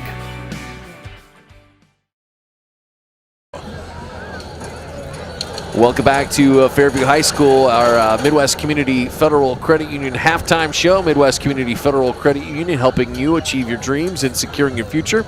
Visit them in Defiance, Bryan, and Napoleon, and online at midwestcommunity.org. Who are you on? Before we turn it over to the band, Scoop, your thoughts in this first half? I mean, we've kind of talked about it a little bit, but well, this has been quite the first half of football here at the reservation. So this is a fan's delight, and it may be a coach's nightmare because again, it's awfully tough to stop the power running game of Delta. They've got a nice, strong front line. They've got a load there in the backfield. But then on the flip side, you have the speed of the Apaches. They have that big playability. So a nightmare for Delta trying to put a scheme together to slow them down. And, wow, what a first half. We've had both teams have had the lead at some point. We've had a tie at 14 all, I believe. And right now, a 3-point game here as we hit intermission. Well, and I think the most exciting part about that might have been the final 2 minutes of the half. I mean, we thought we were in for something there, and we saw, 2 turnovers there turnover by each one of these teams, an opportunity to flip the lead or extend the lead, and essentially both of these teams kind of gave that away, and they headed to the locker room with a 3-point ball game. Yeah, and again, look for the second half to be more or less the same, because both teams are going to stay with the game plan. Dela's going to get the football coming out in the third quarter. They love nothing better than maybe get that 14, 15 play drive, put some points on the board, make it a 2-score game while shortening the game down as well. We'll take, we're going to leave it here. We got the Delta Marching Band out there as our Midwest Community Federal Credit Union halftime show rolls on from Fairview as the Delta Marching Band on the field here tonight.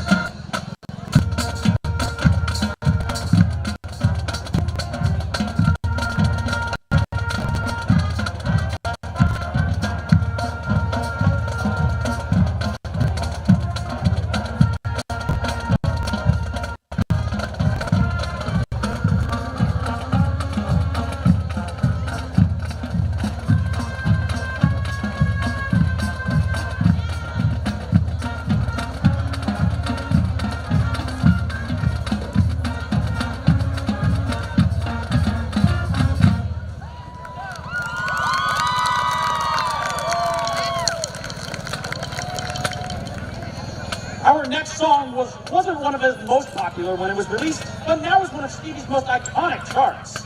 Written to celebrate the birth of his daughter, the opening of this song features a real recording of a baby's first cry. Recognizable by his iconic horn riff and extended harmonica solos, and tonight featuring our color guard and senior mellophone Madeline Gunnar, this is Isn't She Lovely?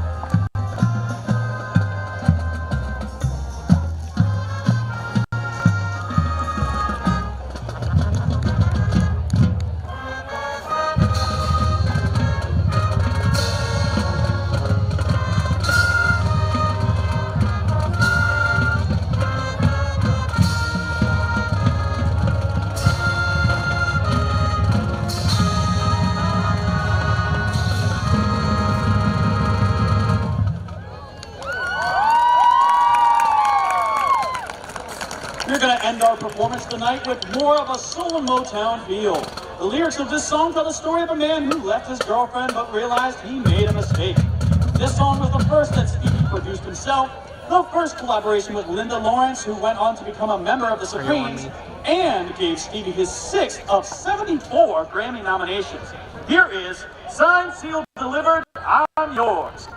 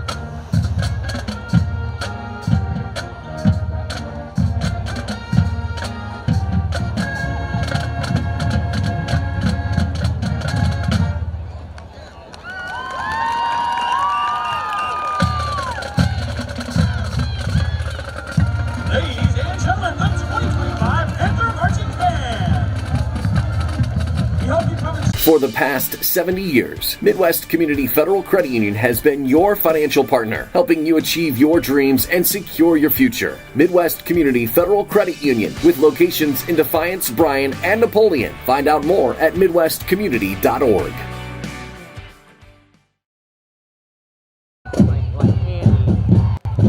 Welcome back to the reservation here at Fairview, as it is a 3-point halftime score here tonight, as Delta leading Fairview 25-22, and we are rolling along with our Midwest Community Federal Credit Union halftime show, as you just heard from the Delta marching band, as the Apaches band will be taking the field here and entertaining the crowd and all of us here. So let's send it back out to field level, as the Fairview marching band will take the stage, or field, if you will, here on our Midwest Community Federal Credit Union halftime show.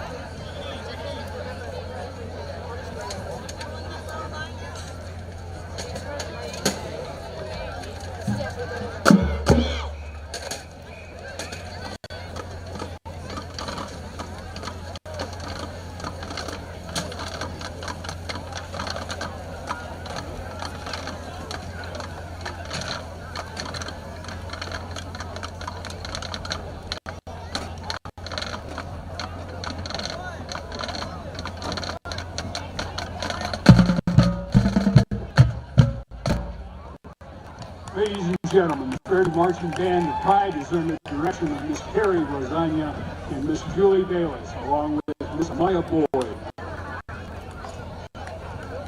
Are you ready to sing? We start our show with the classic 1998 in Snicket, Bye Bye Bye. Bonus points for singing and dancing.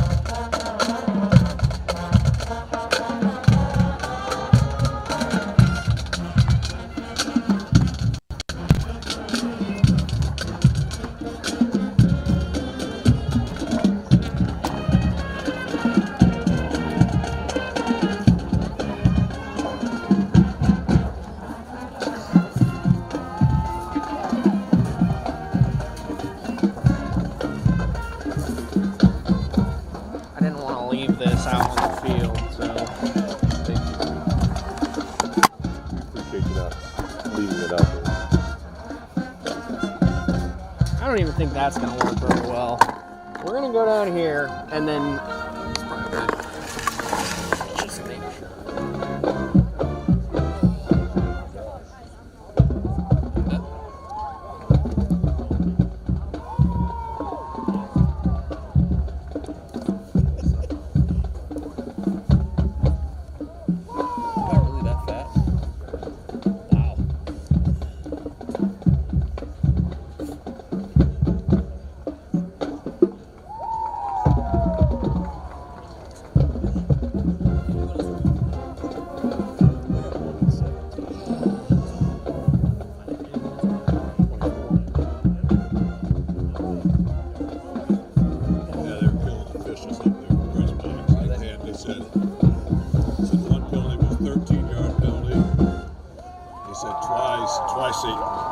Time we saw it, they put that in the quarter, they put the ball on the wrong side of the hat and said they've done that a couple of times.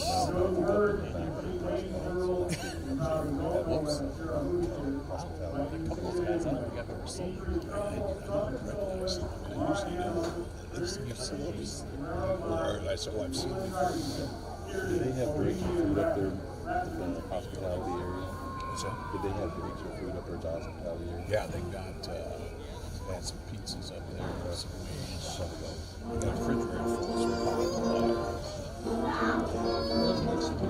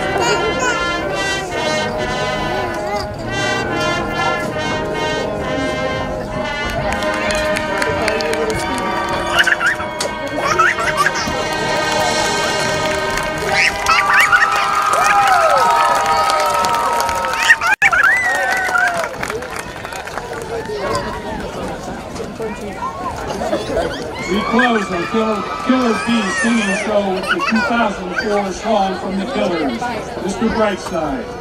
And once again, let's see or hear how loud you can sing along.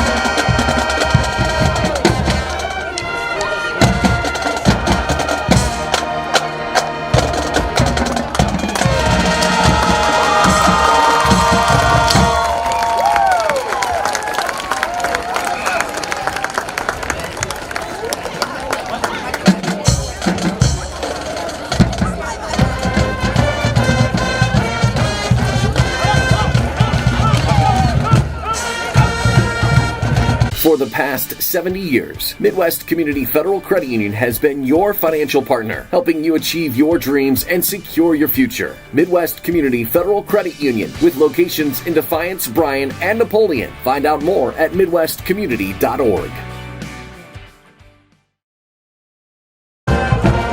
And we welcome you back to the reservation here at Fairview High School. Josh Bush, Scoop Miller with you. Our Midwest Community Federal Credit Union halftime show rolls on as, Delta, that 3-point lead, Scoop, after a flurry of activity to close out the first half, but a 3-point lead for the Panthers. You know, it was one of those rare moments in the first half where we didn't see points being put on the board, but we saw a lot of strange things happen, a lot of action in those last few minutes of that opening half.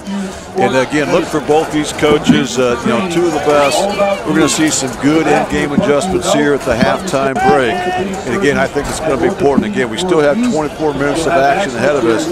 I think this initial drive is going to go a long way for both teams. Delta wants to set the tone. They want to get back to that ground control game, pound and ground there a little bit, and then on the flip side, Fairview wants to try to maybe speed things up. They want to try to not only get that stop, then get the football, try to get that lead back on the Fairview side. It's been a seesaw battle. Expect more or less the same here in the second half. Well, you mentioned it. No, I don't think either one of these coaches are going to rewrite the script here in the second half, but let's start with Delta. If you're Mike Vickers, what's a couple things that you'd like to see done differently in the second half to kind of get that edge on Fairview? Well, I think for Delta, the whole emphasis has got to be we've got to take away that big play. They were struck by the big play early, just 3 plays in, where Logan Hollinger went down the sideline after catching a pass really behind the line of scrimmage. And I think the other thing for Delta is we have to really avoid those negative plays. We've got to stay ahead of the chain, stay on schedule. They've done a nice job of controlling the ball, but probably not to the way they'd like to. We have not really seen that textbook, 15-plus play drive that Delta's capable of doing. So look for them to try to find a way to get that long, sustained drive here to start this third quarter. Let's flip it over to the other sideline. Doug Rakes, maybe scratching your head a little bit a couple of times there, but really a pretty solid first half. What kind of adjustments do you think you can see out of this Fairview squad? Well, I think for Fairview, I think the more adjustment they just need to. Hey, we're going to give up that play action. Okay, we're going to maybe try to make them a little bit more air happy, so to speak. So they're going to load the box. I think they're going to continue. I think the biggest thing for Fairview, they have to control first down on defense. They have to force Delta to maybe be one-dimensional. That's easier said than done, but if they can get a stop there in first down, get them into some second and third and long situations, that could maybe turn the tide in Fairview's advantage. Well, we saw at the end of that first half when the situation arose where Delta was forced into that, and maybe the shotgun and the 5 wides a little bit more than they need to do, but it's just not a comfort zone for them, and everybody knows it.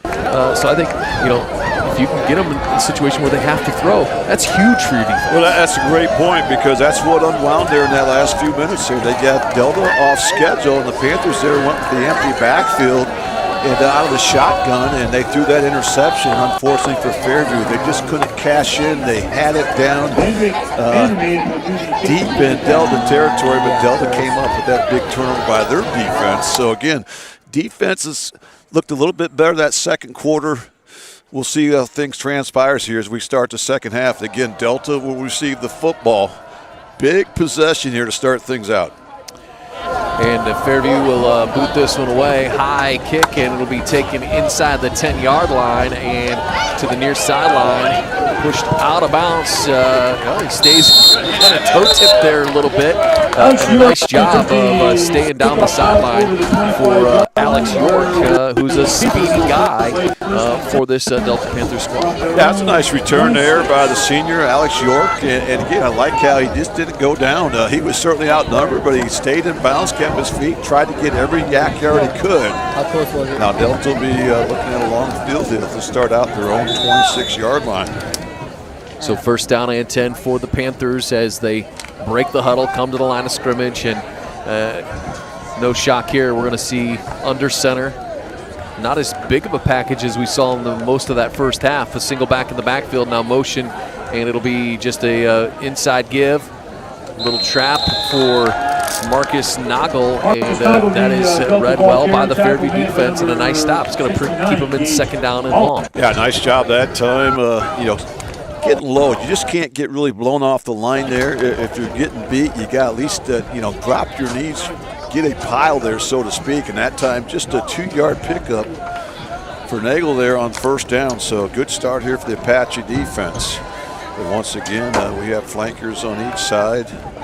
Nagel the lone setback there. Motion again from that near sideline, a little toss. And this will be on the end around, and a nice job there. A lot of green space on that far sideline as Gunnar Taylor takes that one for a big gain for Delta there on a nice, basically the same formation, same motion, but instead of giving it inside, you're going to toss it outside, and Taylor's got a lot of room on that far sideline. Yeah, I liked how it was drawn up, and you're right, same formation, same motion, and everything. But again, we talked about you really have to honor that fake. If you don't honor that fake on a guy like Nagel, look out, you're going to be in trouble. That time, nice quick pitch, you're able to pull the tackle, had a good kick-out block, he gets to the edge. Big 1st down there for the Panthers on the move here. 1st down and 10 for Delta as they are approaching midfield now, and it'll be 1st man through. Nagel again as he falls forward. He kind of tripped at the line of scrimmage, but he's going to fall forward and gain a few yards. Clock spins, and it's 2nd down. It's still 2nd down and long, but this is a kind of a playbook, right out of the playbook, if you will, for Mike Vickers and this Delta Panther squad. Yeah, if you had them script that 2nd half, that's exactly what they want to do. And again, they don't necessarily need that big 20-plus yard play. They just need to stay ahead of the chains. That time, pick up 4 yards there on 1st down. Motion from the far sideline. They'll toss it to this near, and kind of a opposite of what we saw on that big run a little bit ago, but this one is sniffed out, and Vincent Martinez nowhere to go. The Apache defense ready for that one on 2nd down. Yeah, you almost expect that coming. We saw those same 2 plays to the other side to start the half, and now they go those same 2 plays on this side. This time they ran to the short side, and Martinez just unable to get to the edge. Great penetration there. Good pursuit angles by the linebackers of the Apaches. That time a great hold, so now Delta looking at 3rd and 10. Fairview trying to find a way to get off the field here on 3rd down. Single receiver to that far sideline for the quarterback. Free says he will give it on a little misdirection to the near sideline, and it'll be a nifty move by Martinez, but he's going to be short, I believe, of that 1st down. And nice job for Fairview here, and we'll see what Delta elects to do. Yeah, that time they run the trap play. They got a good pickup, but only 6 yards on 3rd and 10. And there you see Delta send the punt team in as Fairview bent just a little bit, but they get the big stop they needed. The Panthers will have to punt the football away. Well, let's rewind to 2 minutes to go in that 1st half when Delta could have been looking at extending the lead and then coming out here in this 2nd half. And, boy, that's not anything like we even thought it could be. Yeah, this is really one of the best case scenarios for the Apaches. They're going to get the football here with plenty of time in the 3rd quarter and a chance to retake the lead. How about this kick right here? Did it get into the end zone? And we'll see if they are able to stop it short of the end zone or not. And I think from the cheering from that far sideline, I believe we're going to have a football down way deep in the end zone. And, you know, rewind back to last year, did a couple of games with Chris Dales, and he made a pretty good emphasis on catch the football. Don't let it bounce. Don't let it roll. You're giving the other team the opportunity to do what they want to do. Yeah, my father-in-law was a high school football coach for 35 years, and I can't tell you how many times I heard that exact line, just catch the football. That time it rolls all the way deep into Apache territory, and Apache's looking at a long field. That ball is going to be placed, it's going to be definitely inside the 5, it looks like. No, it looks like they're moving it out. No, maybe they. But we had several odd spots, if you will, in the first half. Now it looks like they're going to put that ball out at the 20-yard line, Scoop. So a bit of a break there for Fairview. What could have been disaster back down in their own end zone. Now it looks like they're going to have some Delta missed that opportunity. That ball was rolling. They could have downed it any time. They kind of waited late, and then they jumped on it. They touched it, but they knocked it into the end zone. So I think that's the right call. So first down and the throw off the mark a little bit as he was looking for Grinnell Dennis out of the backfield and not able to connect on first down. That pass falls incomplete. It'll bring up second down for Fairview. Yeah, those are the plays that Fairview has to connect on. That's going to help keep that Delta defense a little bit more honest. Maybe set them up for a deep strike. So a quick slant here to Olinger. He's going to break this one out across midfield. He breaks it to the near side. He's got room. He's going to go all the way down. This will be an 80-yard touchdown. A West Banco touchdown. And Scoop, you mentioned it. Fairview can attack. They do it here again to open up the third quarter. Well, it took them 3 plays to go to distance to start the first half. And here on their second play, they go 80 yards with Olinger making the catch. Boy, he picked up some big-time blockers from his teammates. And the West Banco touchdown belongs to the Apaches. And how about this? We have another lead change as the Apaches go on top by 3. Try to make this a 4-point game here with the PAT. I think this is our 17th lead change tonight, Scoop. Feels like it. Point after attempt coming for Landrick Vandermeid, and the kick is on the way. The kick is up, and the kick is good. And the Apaches will snag that lead back. 8:04 to go, third quarter. 29-25 Fairview. We'll take a timeout. Back with more after this on DCTV Sports. Brunswick Eye and Contact Lens Center. Personalized service and quality products in a friendly and caring atmosphere. Schedule your appointment today. Brunswick Eye and Contact Lens Center. Stadium Drive in Defiance and online at visionsource-brunswickeye.com.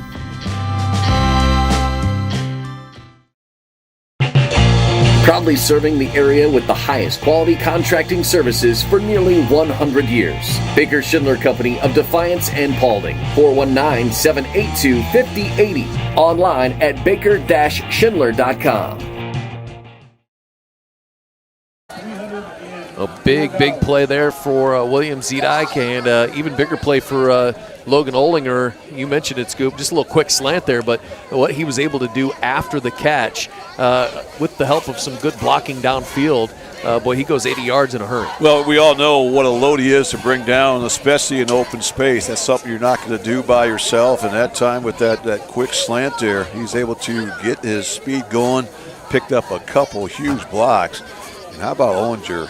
After having a touchdown reception in week 1, has 2 tonight. The first one being 70 yards, the second one being 80 yards. And Fairview showing how quickly they can get down the field and put points on the board. Ensuing kickoff taken inside the 15-yard line, and it'll be Vincent Martinez, the junior, out across the 30. Another solid return, and you've mentioned his name a couple of times here, Scoop. Very good athlete and one of the speedsters on this Panther squad. Yeah, he's just electric when he has the football. So that time I thought the Apaches really did all they could to not allow him get that big return. A pretty good kickoff that time by Vandermeid, who's certainly one of the best in the GMC. Has field position and certainly helped Fairview here with their special teams tonight. So it'll be first down and 10 now for the Panthers as they come out, and they'll go back to that T formation, if you will. 3 backs in the backfield behind their sophomore quarterback, Emmerich Fries. And it'll be Noggle with it up the gut, and he'll fall forward. He's going to gain a few yards, but clock starts to spin, and the drive commences for the Panthers. Yeah, that time a full house backfield and nothing fancy. That vanilla offense we talked about. Just really a kind of a 25 dive play, just power football. But again, 4 yards on first down by Delta. That's what they want to try to do. I'm not a math major, Scoop, but 4 times 3 is 12. That's a first down every 3 downs. So it's a pretty good formula if you're picking up 4 yards a carry. Yeah, you're exactly right. As long as you get those positive yards, you don't get penalties. That's exactly what you want to do. This time, a good surge by that Apache defense. Gunnar Taylor looked almost like he tripped over one of his linemen's feet as he was going off that left side, and he's going to fall forward for a couple, but it's going to be a third down and about 5 or 6 yards here for this Delta Panthers offense. Yeah, right now with 3rd and 5, it's not 4-down territory when you're on your own 37-yard line, so another opportunity here for this Fairview defense to get off the field on 3rd down.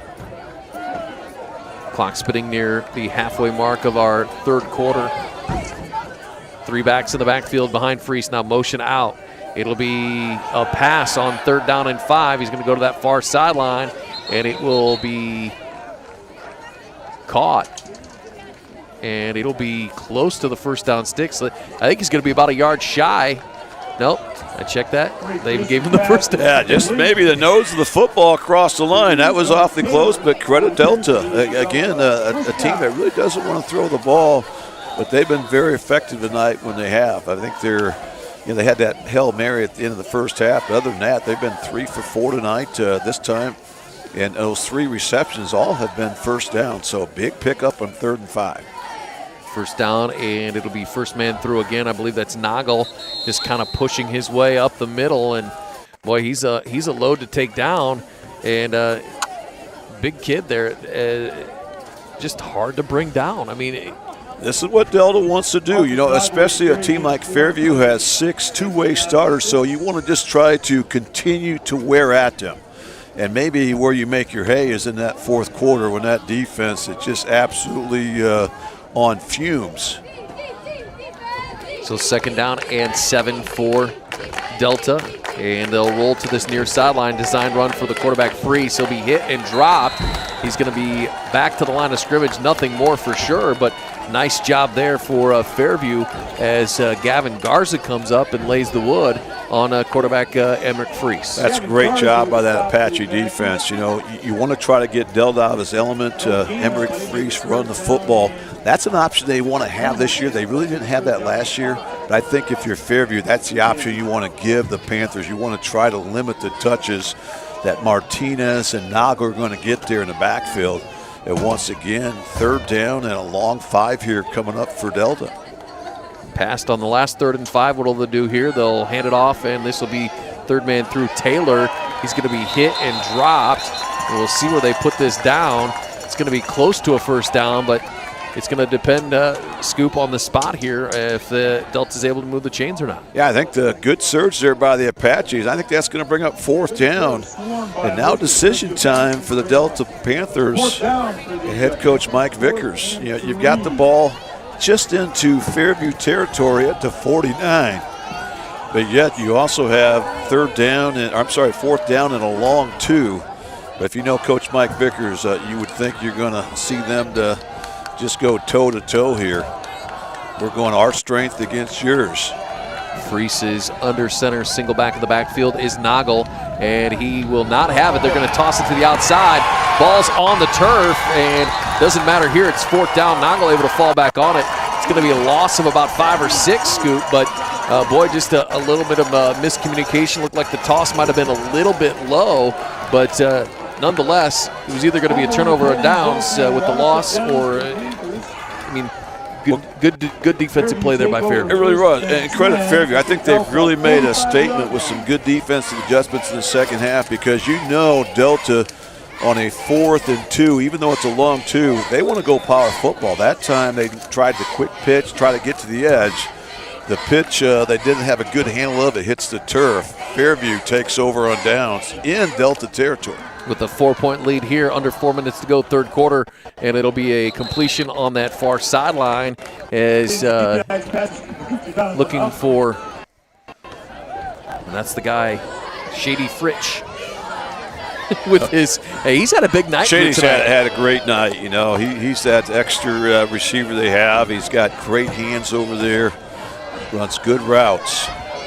All kinds of pressure for Zedike, and he'll be dropped. He's going to lose a yard or 2. Nice pressure there from Delta as Gary Valentine getting in there for the Panthers. Yeah, great job that time all the way around by that Delta defense. I thought their line got a surge, but I also thought their linebackers did a great job reading their key, staying home. They kept Zedike in front. That's going to be a tackle for loss. Brings up 3rd down and 4 here for the Apaches.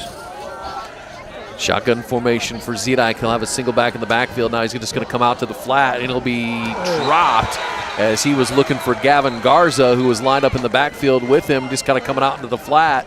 But nice defense there. Had a white shirt in his face trying to make that catch. Well, credit Hayden Bolton, because that time looked like that was going to be a nifty quick out and probably a 1st down for the Apaches. But the hard hit by Bolton jars the ball loose. And now the Apaches are going to try to pin the Panthers here, so they'll punt it away here. Now they're going to go for it on 4th and 4 here. And a penalty marker comes in as Olinger will sling it across the middle. It'll fall incomplete. And see what the service master restore penalty flag is going to be here.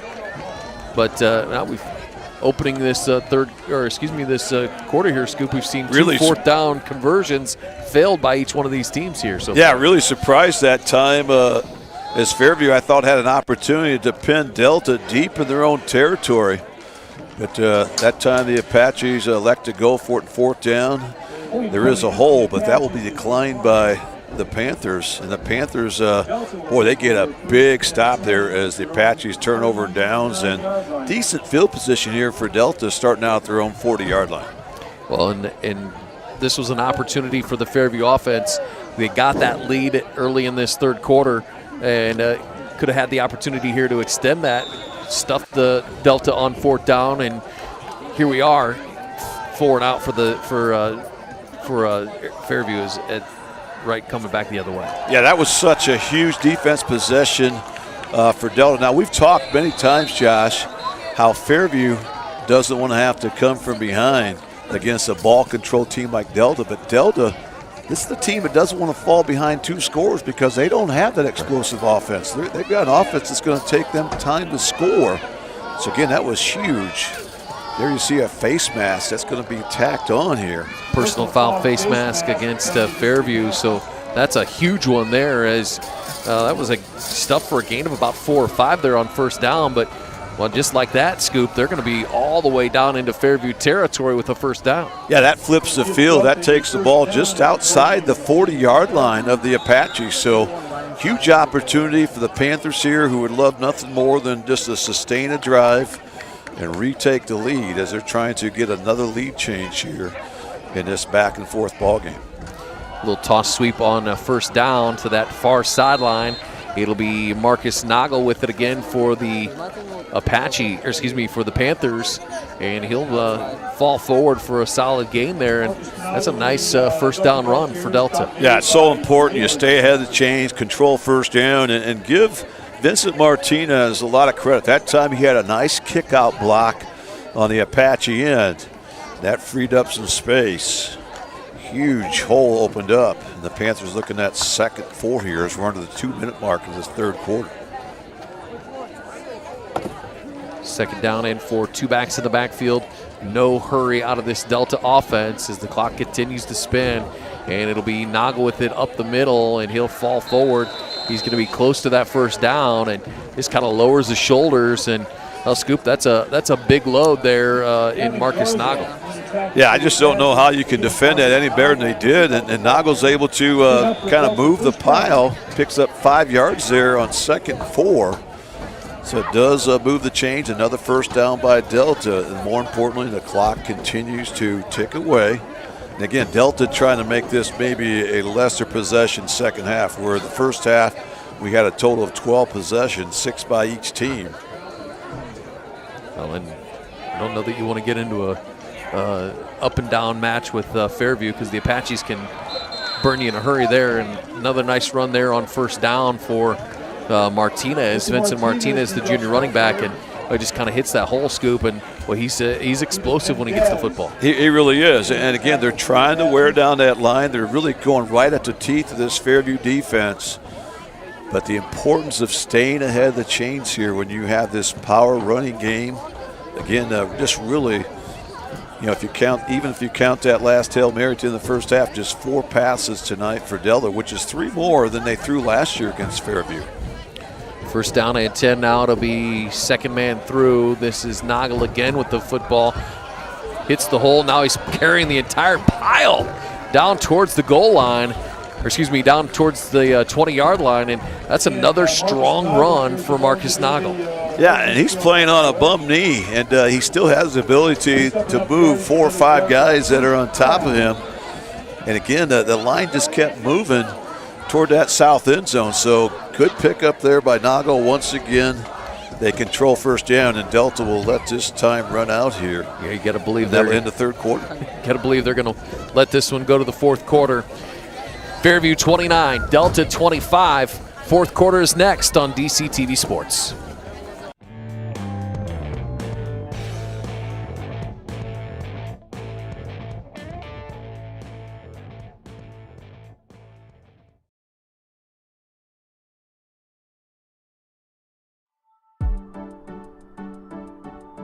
Sherwood State Bank, your community bank with locations in Sherwood, Defiance, Fayette, and Archbold.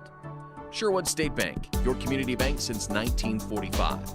Online at sherwood.bank.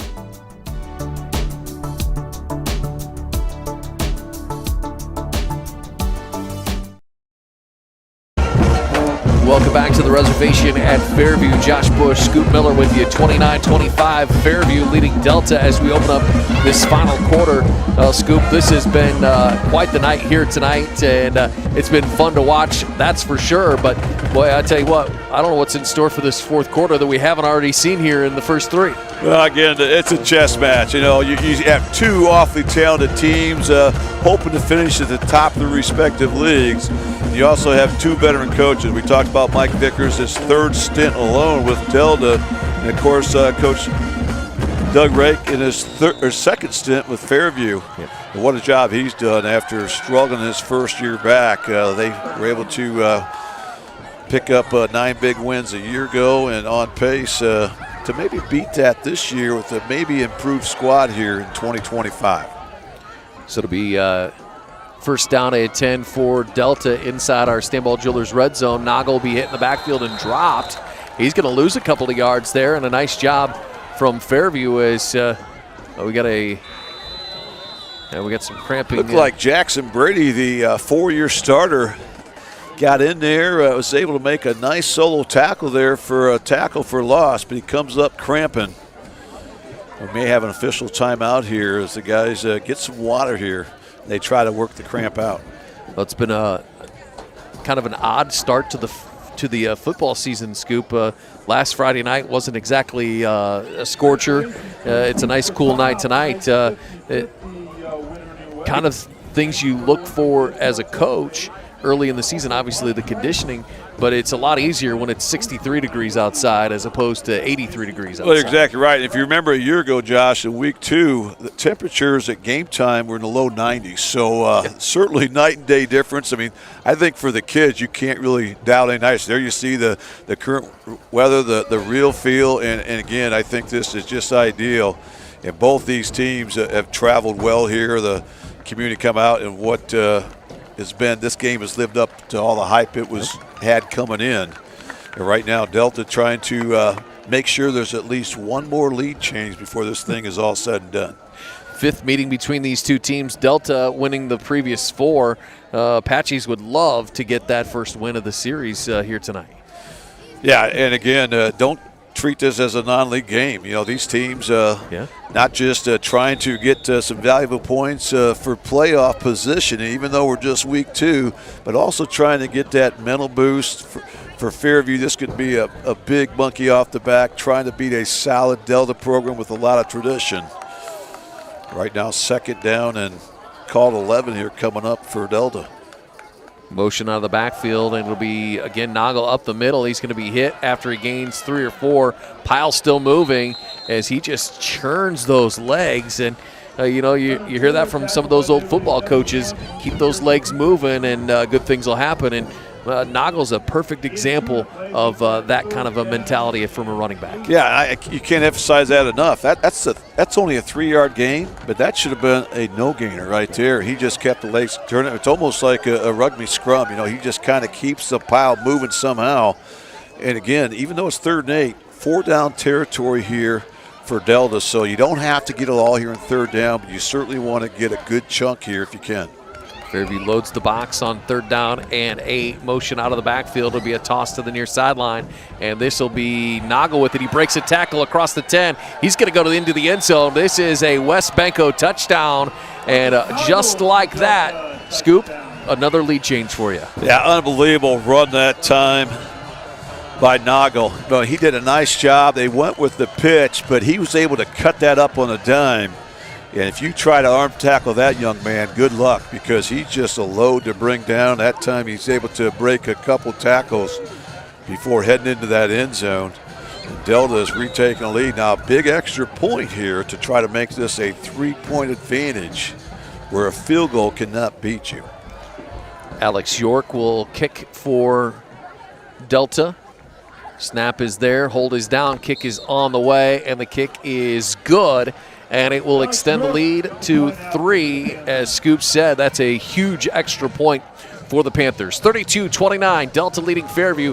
10:34 to go in the ballgame. We're back with more after this on DCTV Sports. Estill Chevrolet Cadillac is this area's new and used car headquarters, earning your trust one satisfied customer at a time. Estill Chevrolet Cadillac, North Clinton Street in Defiance, and online at drivebobestill.com.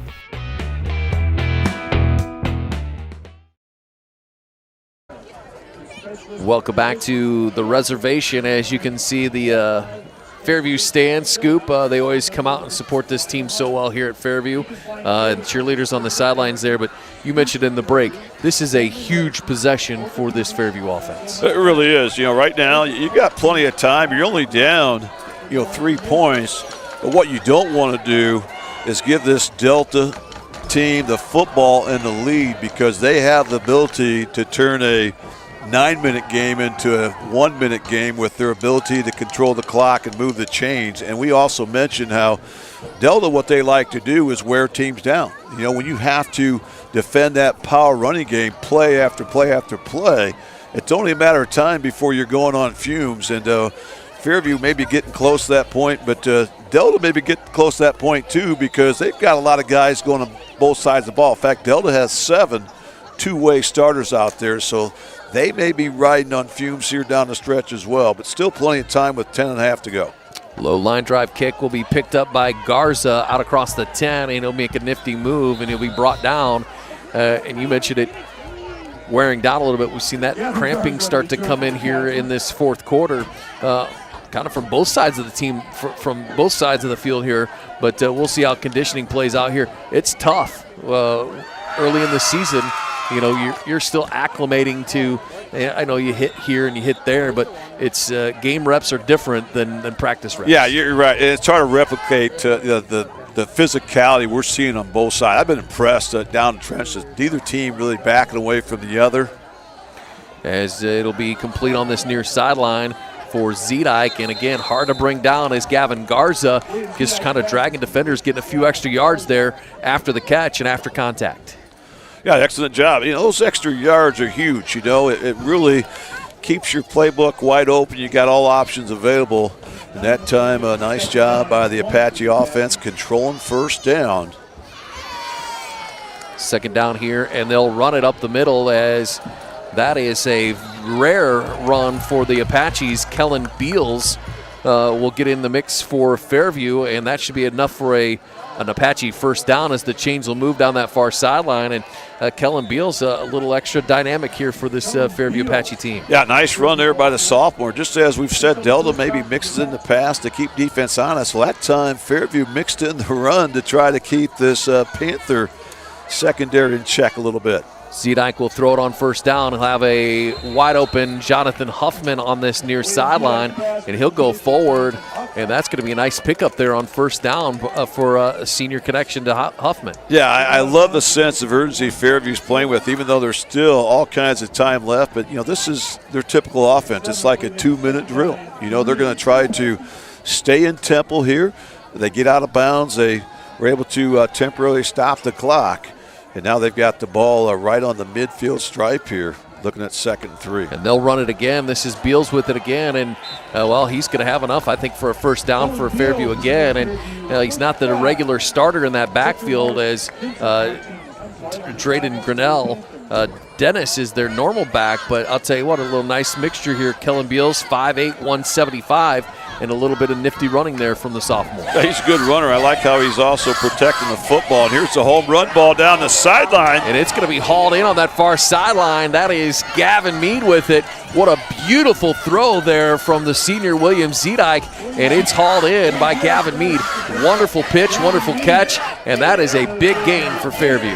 Great route that time by the 6'1", 175-pound junior Gavin Mead. That time, just a go route down the sideline. He used his speed, but once again, Zedike gets the ball out on time and delivered right in the breadbasket in stride. That's going to take the ball down to the Stanball Jewelers red zone here. And Fairview now looking for another lead change here as the Pilots trail by 3, 1st and goal from the 1. 8.5 to go here in the ball game, and they're going to run it on first down. I think he did. I don't think he got in. I think he's going to be nope. They're going to say he got in. So a designed rushing play for a touchdown for Fairview. And again, Zedike's that guy that can hurt through the legs, and we've seen that before. Kind of that wildcat, even though he's their normal quarterback offense there. He takes a direct snap, just fouls his blockers there, kind of snowplow blocking up the middle. And Fairview, after surrendering the lead just moments ago, puts together an impressive drive, and the Apaches up by 3, looking to tack on a big PAT. This will force Delta to get a touchdown here if they can make this a 4-point game. 35-32, Vanderbate on for the point after. Hold is down, kick is on the way, and it is good. And it's a 4-point lead for Fairview. 8:22 to go in the ball game. We're back with more after this on DCTV Sports. For the past 70 years, Midwest Community Federal Credit Union has been your financial partner, helping you achieve your dreams and secure your future. Midwest Community Federal Credit Union, with locations in Defiance, Bryan, and Napoleon. Find out more at midwestcommunity.org. Where it had to be. Welcome back to Fairview High School. 8:22 to go in this ball game. Fairview now with a 36-32 lead over Delta. Josh Bush and Scoop Miller with you here on week number 2. And, boy, we've seen it all here tonight. We're at, 68 points here tonight. And, half a dozen lead changes or more. And, this has just been a fun night of football. It really has. And I talked with one of the Fairview faculty members, Bodie Coppin, who used to be their boys basketball coach. I asked him, hey, Bodie, what's the over-under here before the game? And he told me, hey, Scoop, 70 points is what he told me. So we'll see if I told him, I said, I think I'm going to take the over, but we'll see. Right now we're at 68 points. But as you mentioned, still an eternity of time. This could be one of those games where the first one to 50 could win. Well, and if you're Mike Vickers here, you got 8:22 to go. Would you consider a 7.5, 8-minute drive and punch one in the end zone? I think would probably be the recipe he'd love to see right now. Yeah, I think nothing better for Delta. And here's a nifty little return by Martinez. Does a nice job there of making something out of nothing. That gives Delta maybe a little spark after surrendering that lead. They'll have some good starting position, but you're right, Josh. I mean, Coach Vickers, he would say, hey, we're down 4. We need a couple yards here on the last play of the game. We'll go for it. Trying to see if there might be a penalty flag down here. The Delta's certainly walking back toward their end zone. And they're going to mark this one back. So a big return there from Vincent Martinez. This penalty is really going to hurt the Delta Panthers. They had some great field position to start with here, and that hold is going to back them all the way back into their own side of the field. Boy, that's a huge penalty. It not only negates a strong return, but it also pins them deep in their own territory. But again, Coach Vickers, goal is we want to wear out the opponent defense. We still want to continue to get 3 yards on each and every play. If this is the last drive of the ball game, so be it. 8:12 to go here, fourth quarter.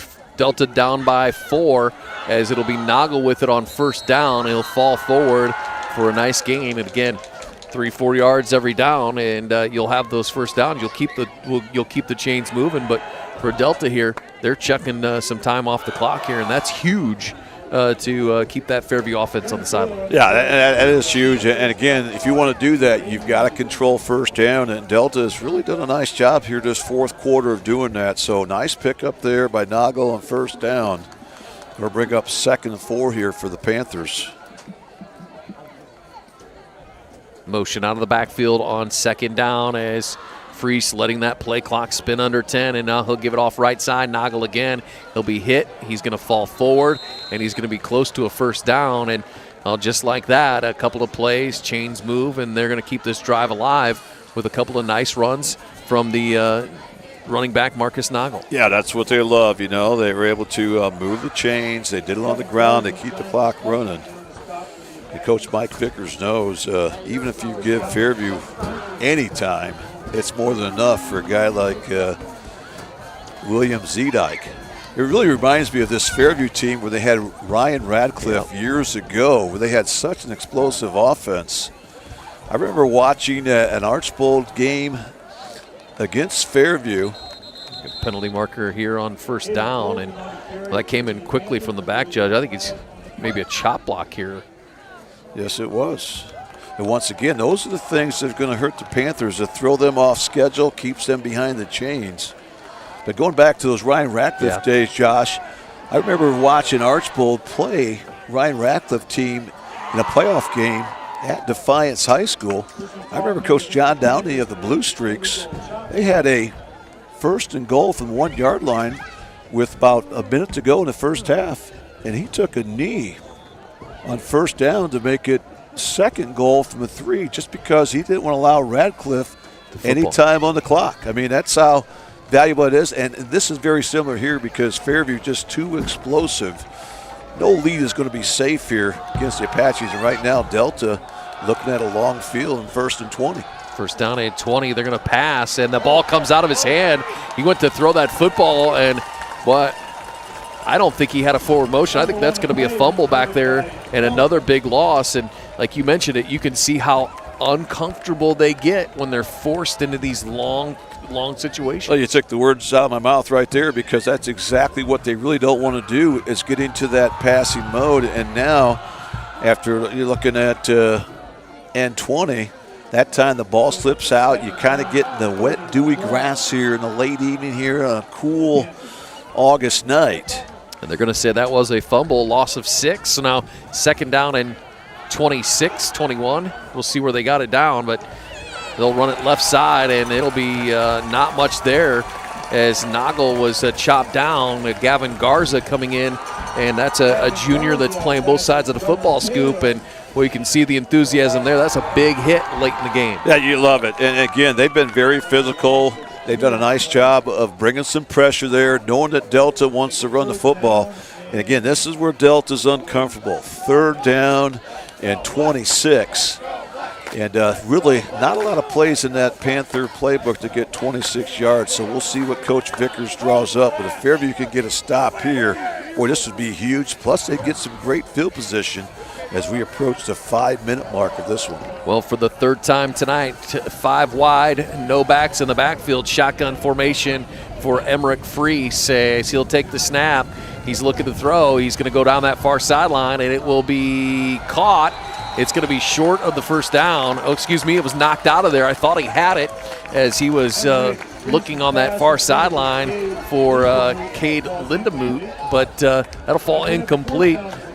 Scoop, all things considered, that's a pretty good pass from a team that's not really comfortable passing down the field. Yeah, he really threw the ball where it had to be, but an excellent job there by the Apaches to come in there and strip the football late.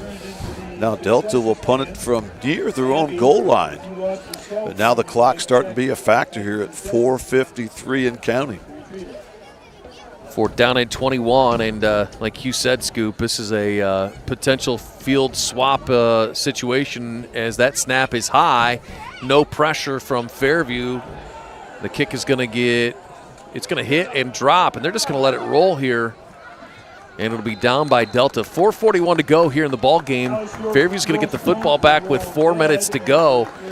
How conservative are you? How, if you're Doug Rakes here, do you light it up down the field, extend the lead, or do you try to get some clock burn off here? Well, that's a great question. I think. Or do you find a way to do both? I think Coach Doug Rakes, I mean, he certainly is prepared for this moment, so I think they're going to stay within their system here. You know, they want to try to make this a 2-score game, so you don't want to get conservative right now. I mean, I don't think we're going to see that double reverse pass, throwback, and so forth like that, but I do think Fairview will try to stretch these guys out at some point. But again, right now, they just need to maybe get a few first downs here. Well, in Delta, we've seen it when they've had to pass, they're not comfortable in it. And you extend the lead here, and you're forcing them into situations they don't like, but they'll run it on first down here with Drayden Grinnell Dennis, the big senior running back for Fairview, and that'll spin that clock a little bit and a nice gain on first down. Yeah, we've seen Delta here give up some big rushing yards here in this fourth quarter, so the Apaches doing a nice job kind of mixing things up. They get big, pick up 8 yards, and right now, for the first time tonight, maybe it's Fairview's going to try to shorten this game out. Zedike in shotgun formation, and he's taking his time here. He's going to let the play clock wind down.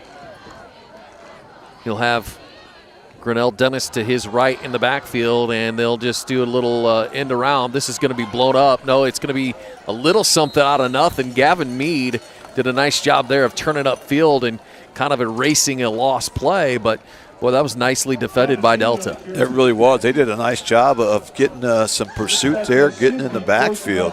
I thought that was a great job by Mead to get a little bit out of nothing there. That could have easily been a 4 or 5 yard loss. But there the clock moves. We're under the 3.5-minute mark. 3rd and 2 coming up. Fairview continues to take its time here. I think we're going to get a timeout here. 25. And 3.5 to go here in the ball game. I'm trying to see if they're taking a timeout. We'll take it with them. 36-32. Fairview your lead here. 3.5 to go in the ball game. We're back with more after this on DCTV Sports.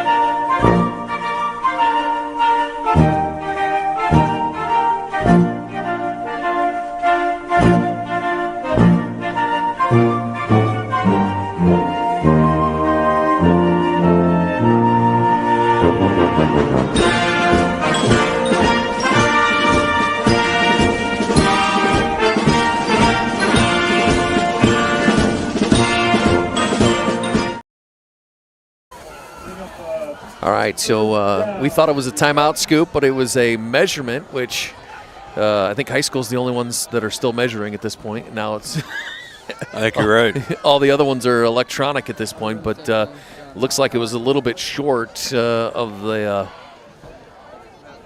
3rd down and 3. I'm not sure what they were measuring for, if it's 3rd down and 3, but maybe nearsighted. I don't know. Right now, we'll see if they start the play clock. They do. Fairview can take their time because it was not really official timeout. Both teams with 3 left.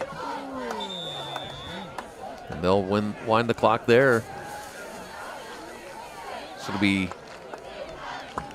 3rd down here for the Apaches as they'll have 2 backs in the backfield with Zedike. Great game management here by the Apaches here, trying to pick up this needed first down. I think they're going to get it there. Nice surge there on the right side. Grinnell Dennis, he's a big load back there at 6'3", $195, and that's going to be enough for a Fairview first down. And with 3 minutes and 17 seconds to go here in the ball game, Scoop, this is a situation Mike Vickers probably thinking, well, we'd like to get a stop here quick because they're not necessarily quickly to get down the field. Yeah, you're right. And look for Delta to maybe start burning timeouts here if they can get some stops here. As Fairview in no hurry to snap the football, and why not? You're up by 4. You have the football in your hands. Under 3 to play in the ball game as the Apaches, again, taking their time getting to the line of scrimmage. 2 backs in the backfield, John Huffman and Dennis Grinnell Dennis as Zedek carried himself, and he's going to go to the right side. It looks like he might have been forced out of bounds on that near sideline. That's going to stop the clock, and well, if you're Delta, that's best case scenario there. You get the clock stopped and you don't burn a timeout. Yeah, I was really surprised that Zedek did not cut it back there and maybe give up a yard or two just to keep the clock moving. Instead, he gets forced out of bounds, and that's as good as an extra timeout there for the Panthers. But right now, the Panthers have to get a stop. And right now, Fairview has really done a nice job here with Grinnell Dennis there in the backfield carrying the football here in this fourth quarter. Low snap, and Zedek just taking himself up the middle. He's going to make a couple of nifty moves. This is going to be out near first down for Fairview, and this is getting into a spot for, we got a late penalty marker coming in, and we'll see what happens here. It should be enough for a first down, and this is going to go against Delta. This is a dead ball, so that's after the play was over. They're going to tack on 15 more, and that's a huge penalty against Delta here. I mean, regardless of the snap or not, the ball position right here is huge for Fairview. Yeah, that time just a breakdown by the Panthers. I think they get flagged for the unsportsmanlike penalty. Boy, that's a dagger. That's going to really move that ball deep into Panther territory. And right now, Fairview perhaps just a first down away from sealing the deal here. Well, now I believe we have our first timeout of this second half. 2:28 to go in the ball game. We're going to take a timeout with them. 36-32, Fairview leading Delta. Final 2.5 coming your way next on DCTV Sports. Stanball Jewelers is your trusted source for diamonds, fine jewelry, watches, and gifts. Whether you're looking for a dazzling engagement ring, a timeless anniversary gift, or a present for someone special, Stanball Jewelers has something for every occasion. Visit us today and discover why we've been serving the community since 1948. In life, unexpected challenges can test us. If you've been seriously injured in a car accident, you deserve a team that understands. Because your story matters. Call Arthur Law Firm today. We'll fight for you every step of the way.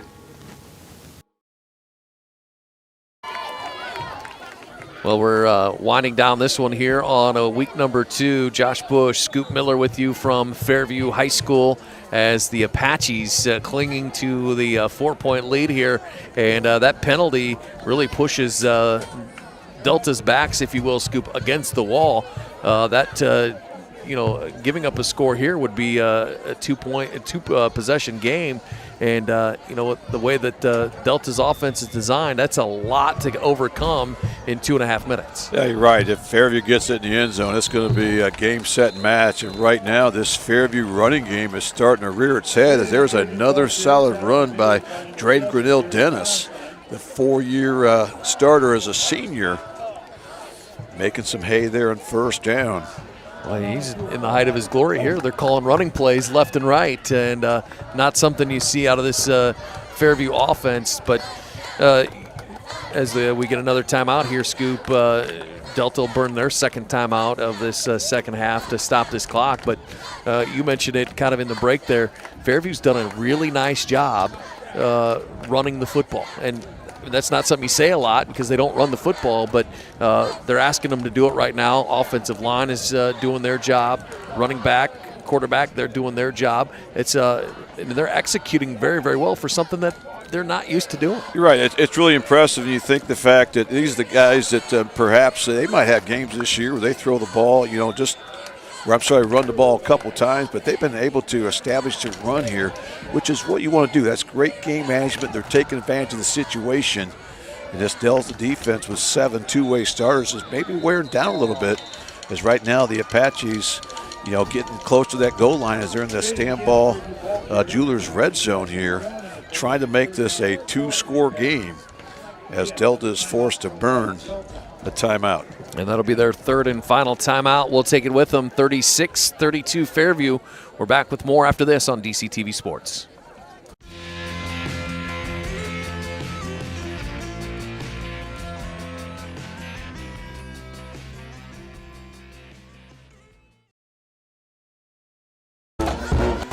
All right, welcome back to Fairview High School. You see the huddle there, and Delta and Mike Vickers Scoop out of timeouts now. 2:15 to go, down by 4.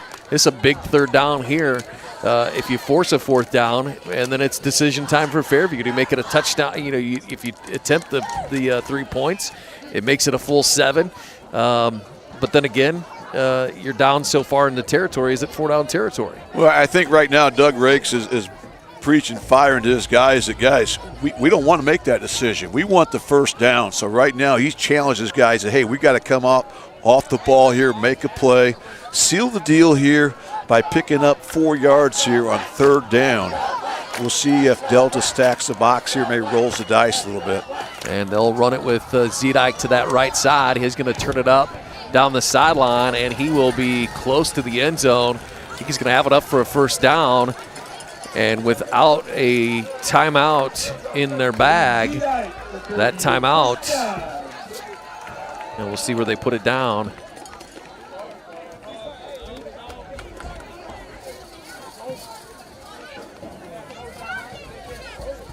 As Zedike just kind of turned it up there, and he's going to have first down and goal at the 7-yard line. So it is a first down with under 2 minutes to go here.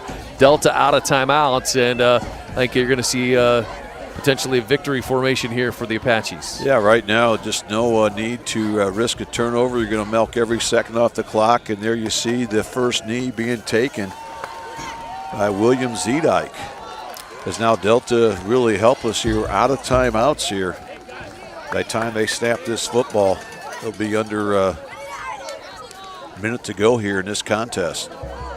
Well, this has certainly been a fun night of football, and well, you can't take anything away from either one of these teams. I mean, they have literally pulled out all the stops. We've seen some things we didn't expect here tonight from both of these teams, and this is a really hard-fought match on both sides of the football. It really has been, and no need to feel sorry for Delta because they're going to win a lot of games. They've got the line, they've got the skilled guys, they've got speed, and they've also got a lot of experience. But Fairview, this one has to feel awfully good. After being 0-4 against Delta all time, they had to come from behind multiple times here tonight. We've had all those lead changes. But Fairview, after having their backs to the wall there late in that first half, boy, they really have made some great plays. And now just have to snap the ball one more time. And this victory will belong to Fairview as they get their first ever win here against the Panthers at the reservation. We got a little extracurriculars after that snap, but William Zedike will put the knee on it. Final 20 seconds are going to tick off, and the Apaches of Fairview will move to 2-0 on the season as they knock off Delta here tonight by a final score of 36-32. Stick around, our postgame show is next on DCTV Sports. Discover affordable transfer opportunities at Northwest State. Start here and save thousands on tuition. Our advising team will help you get your credits transferred. So don't wait another minute. Get started today.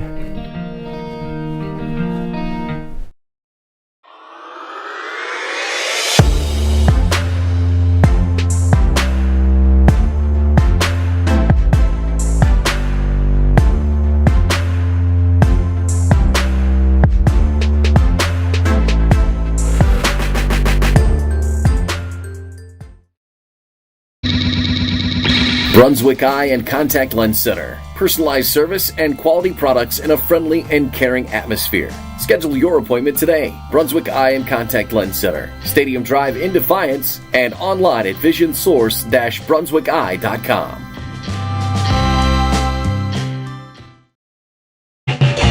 Proudly serving the area with the highest quality contracting services for nearly 100 years. Baker Schindler Company of Defiance and Paulding. 419-782-5080. Online at baker-schindler.com.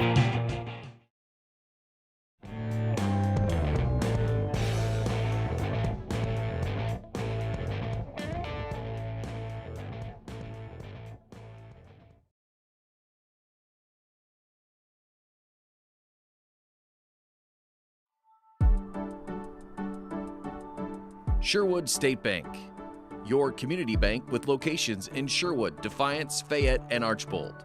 Sherwood State Bank, your community bank since 1945. Online at sherwood.bank.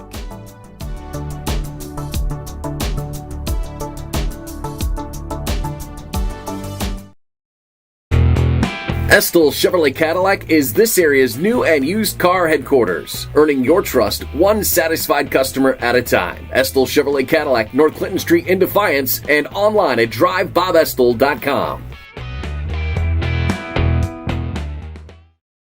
For the past 70 years, Midwest Community Federal Credit Union has been your financial partner, helping you achieve your dreams and secure your future. Midwest Community Federal Credit Union, with locations in Defiance, Bryan, and Napoleon. Find out more at midwestcommunity.org.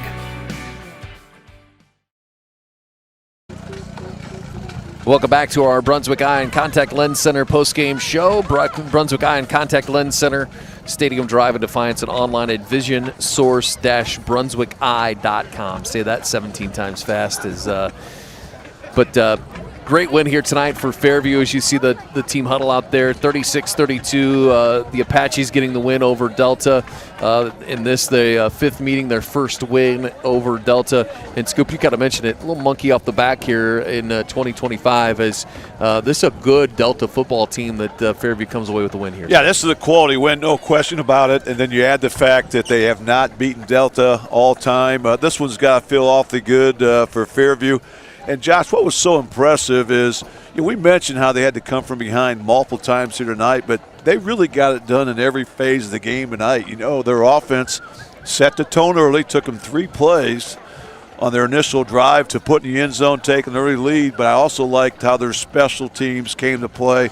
I thought they created some good field position for the Apaches. And I can't say enough about this Fairview defense. I thought Coach Doug Rakes made some great adjustments there at halftime. They held this Delta offense to just 7 points in the second half. That I did not see coming. So, hey, Coach Bodie Kaufman, over-under he said was 70. We're at 68. That's not bad for a math teacher. You expect that out of him, I suppose. Exactly. Well, let's take a quick time out here on our Brunswick Eye and Contact Lens Center post-game show. We'll come back and wrap this one up here from Fairview. Apaches a winner, 36-32. More to come on DCTV Sports. Brunswick Eye and Contact Lens Center. Personalized service and quality products in a friendly and caring atmosphere. Schedule your appointment today. Brunswick Eye and Contact Lens Center. Stadium Drive in Defiance and online at visionsource-brunswickeye.com.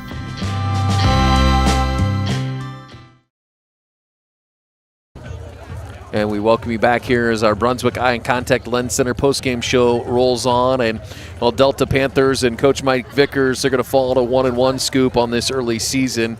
But this is a good football team. They're playing in a tough NWOAL in the conference that they got. But it's a good football team. They're going to make some noise in that conference. What were some of your takeaways when you look at the Panther squad here tonight? Well, I really like how this Panther team is built. They've got a nice, strong core in the line, and I like their power game.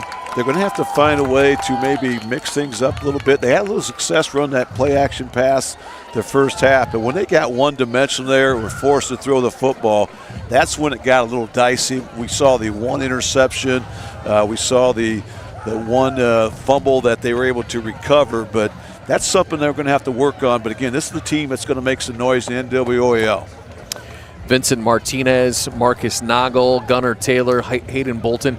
They've got a plethora of backs that all run. A little bit different style, but for what Mike Vickers wants to do, Scoop, all of those guys fit into the puzzle pretty well.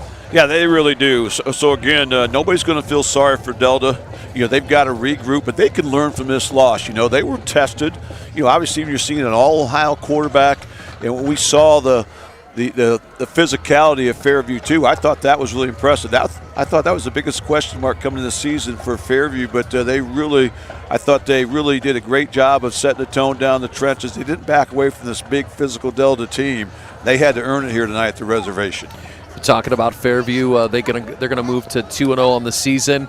And you mentioned their quarterback William Zedike, but Gavin Mead, Gavin Garza, Logan Olinger. I mean, these guys have weapons all over the place. One of the things that impressed me, though, Scoop, they lost 4 of their 5 starting offensive linemen from last season, and you saw some times tonight where Zedike had to kind of scramble a little bit, but I thought in just their second game of the season. That offensive line put together some nice protection packages for their quarterback. I totally agree. I thought they were way ahead of where I expect them to be. As you mentioned, losing really 4 out of 5 pieces there in the line. So I really thought they did layman's work there tonight.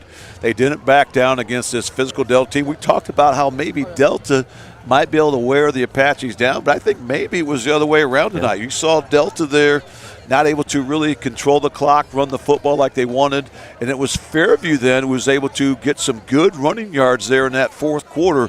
Were able to seal the deal by moving the chains and running out the clock.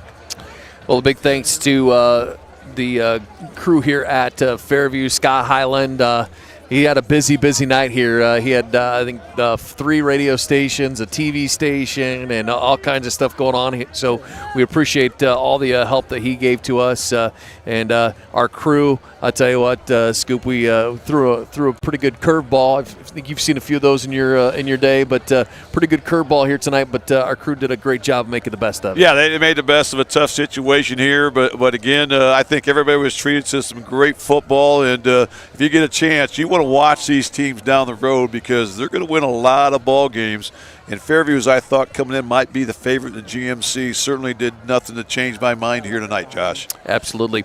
For Fairview, again, 2-0. They'll be taking on Bryan next week, so a tough little test for them. I believe Delta's back home. I think they have Gibsonburg next Friday night, so we'll see. And then, of course, league play after that. And boy, I think anything's up right now in these 2 leagues. You're right. Both teams have an 8-team league, so you have 7 league games, so you get a 3-game preseason more or less. But this was not treated like a preseason game. Both these teams won this game tonight. They left it all out there. It was the Apaches who were able to, for the second consecutive week, come from behind in the fourth quarter to pull out a thriller. For Scoop Miller, I'm Josh Bush saying goodnight from Fairview, where the Apaches move to 2-0 in the season, get their first win in 5 meetings with Delta as they knock off the Panthers tonight by a final score of 36-32. Scoop and I will join you tomorrow, I believe. We're right back at it. We're going to be inside the confines at Defiance High School, our first volleyball match of the school year. Defiance and Ayersville, always a good matchup when those 2 teams come together. Yeah, you love having those backyard rivals, Saturday matinee. So if you get a chance, go out there, support those young athletes in what should be a great match tomorrow afternoon. Absolutely. Again, thanks to everybody here at Fairview. Apaches a winner tonight, 36-32. You've been watching a sports presentation of DCTV.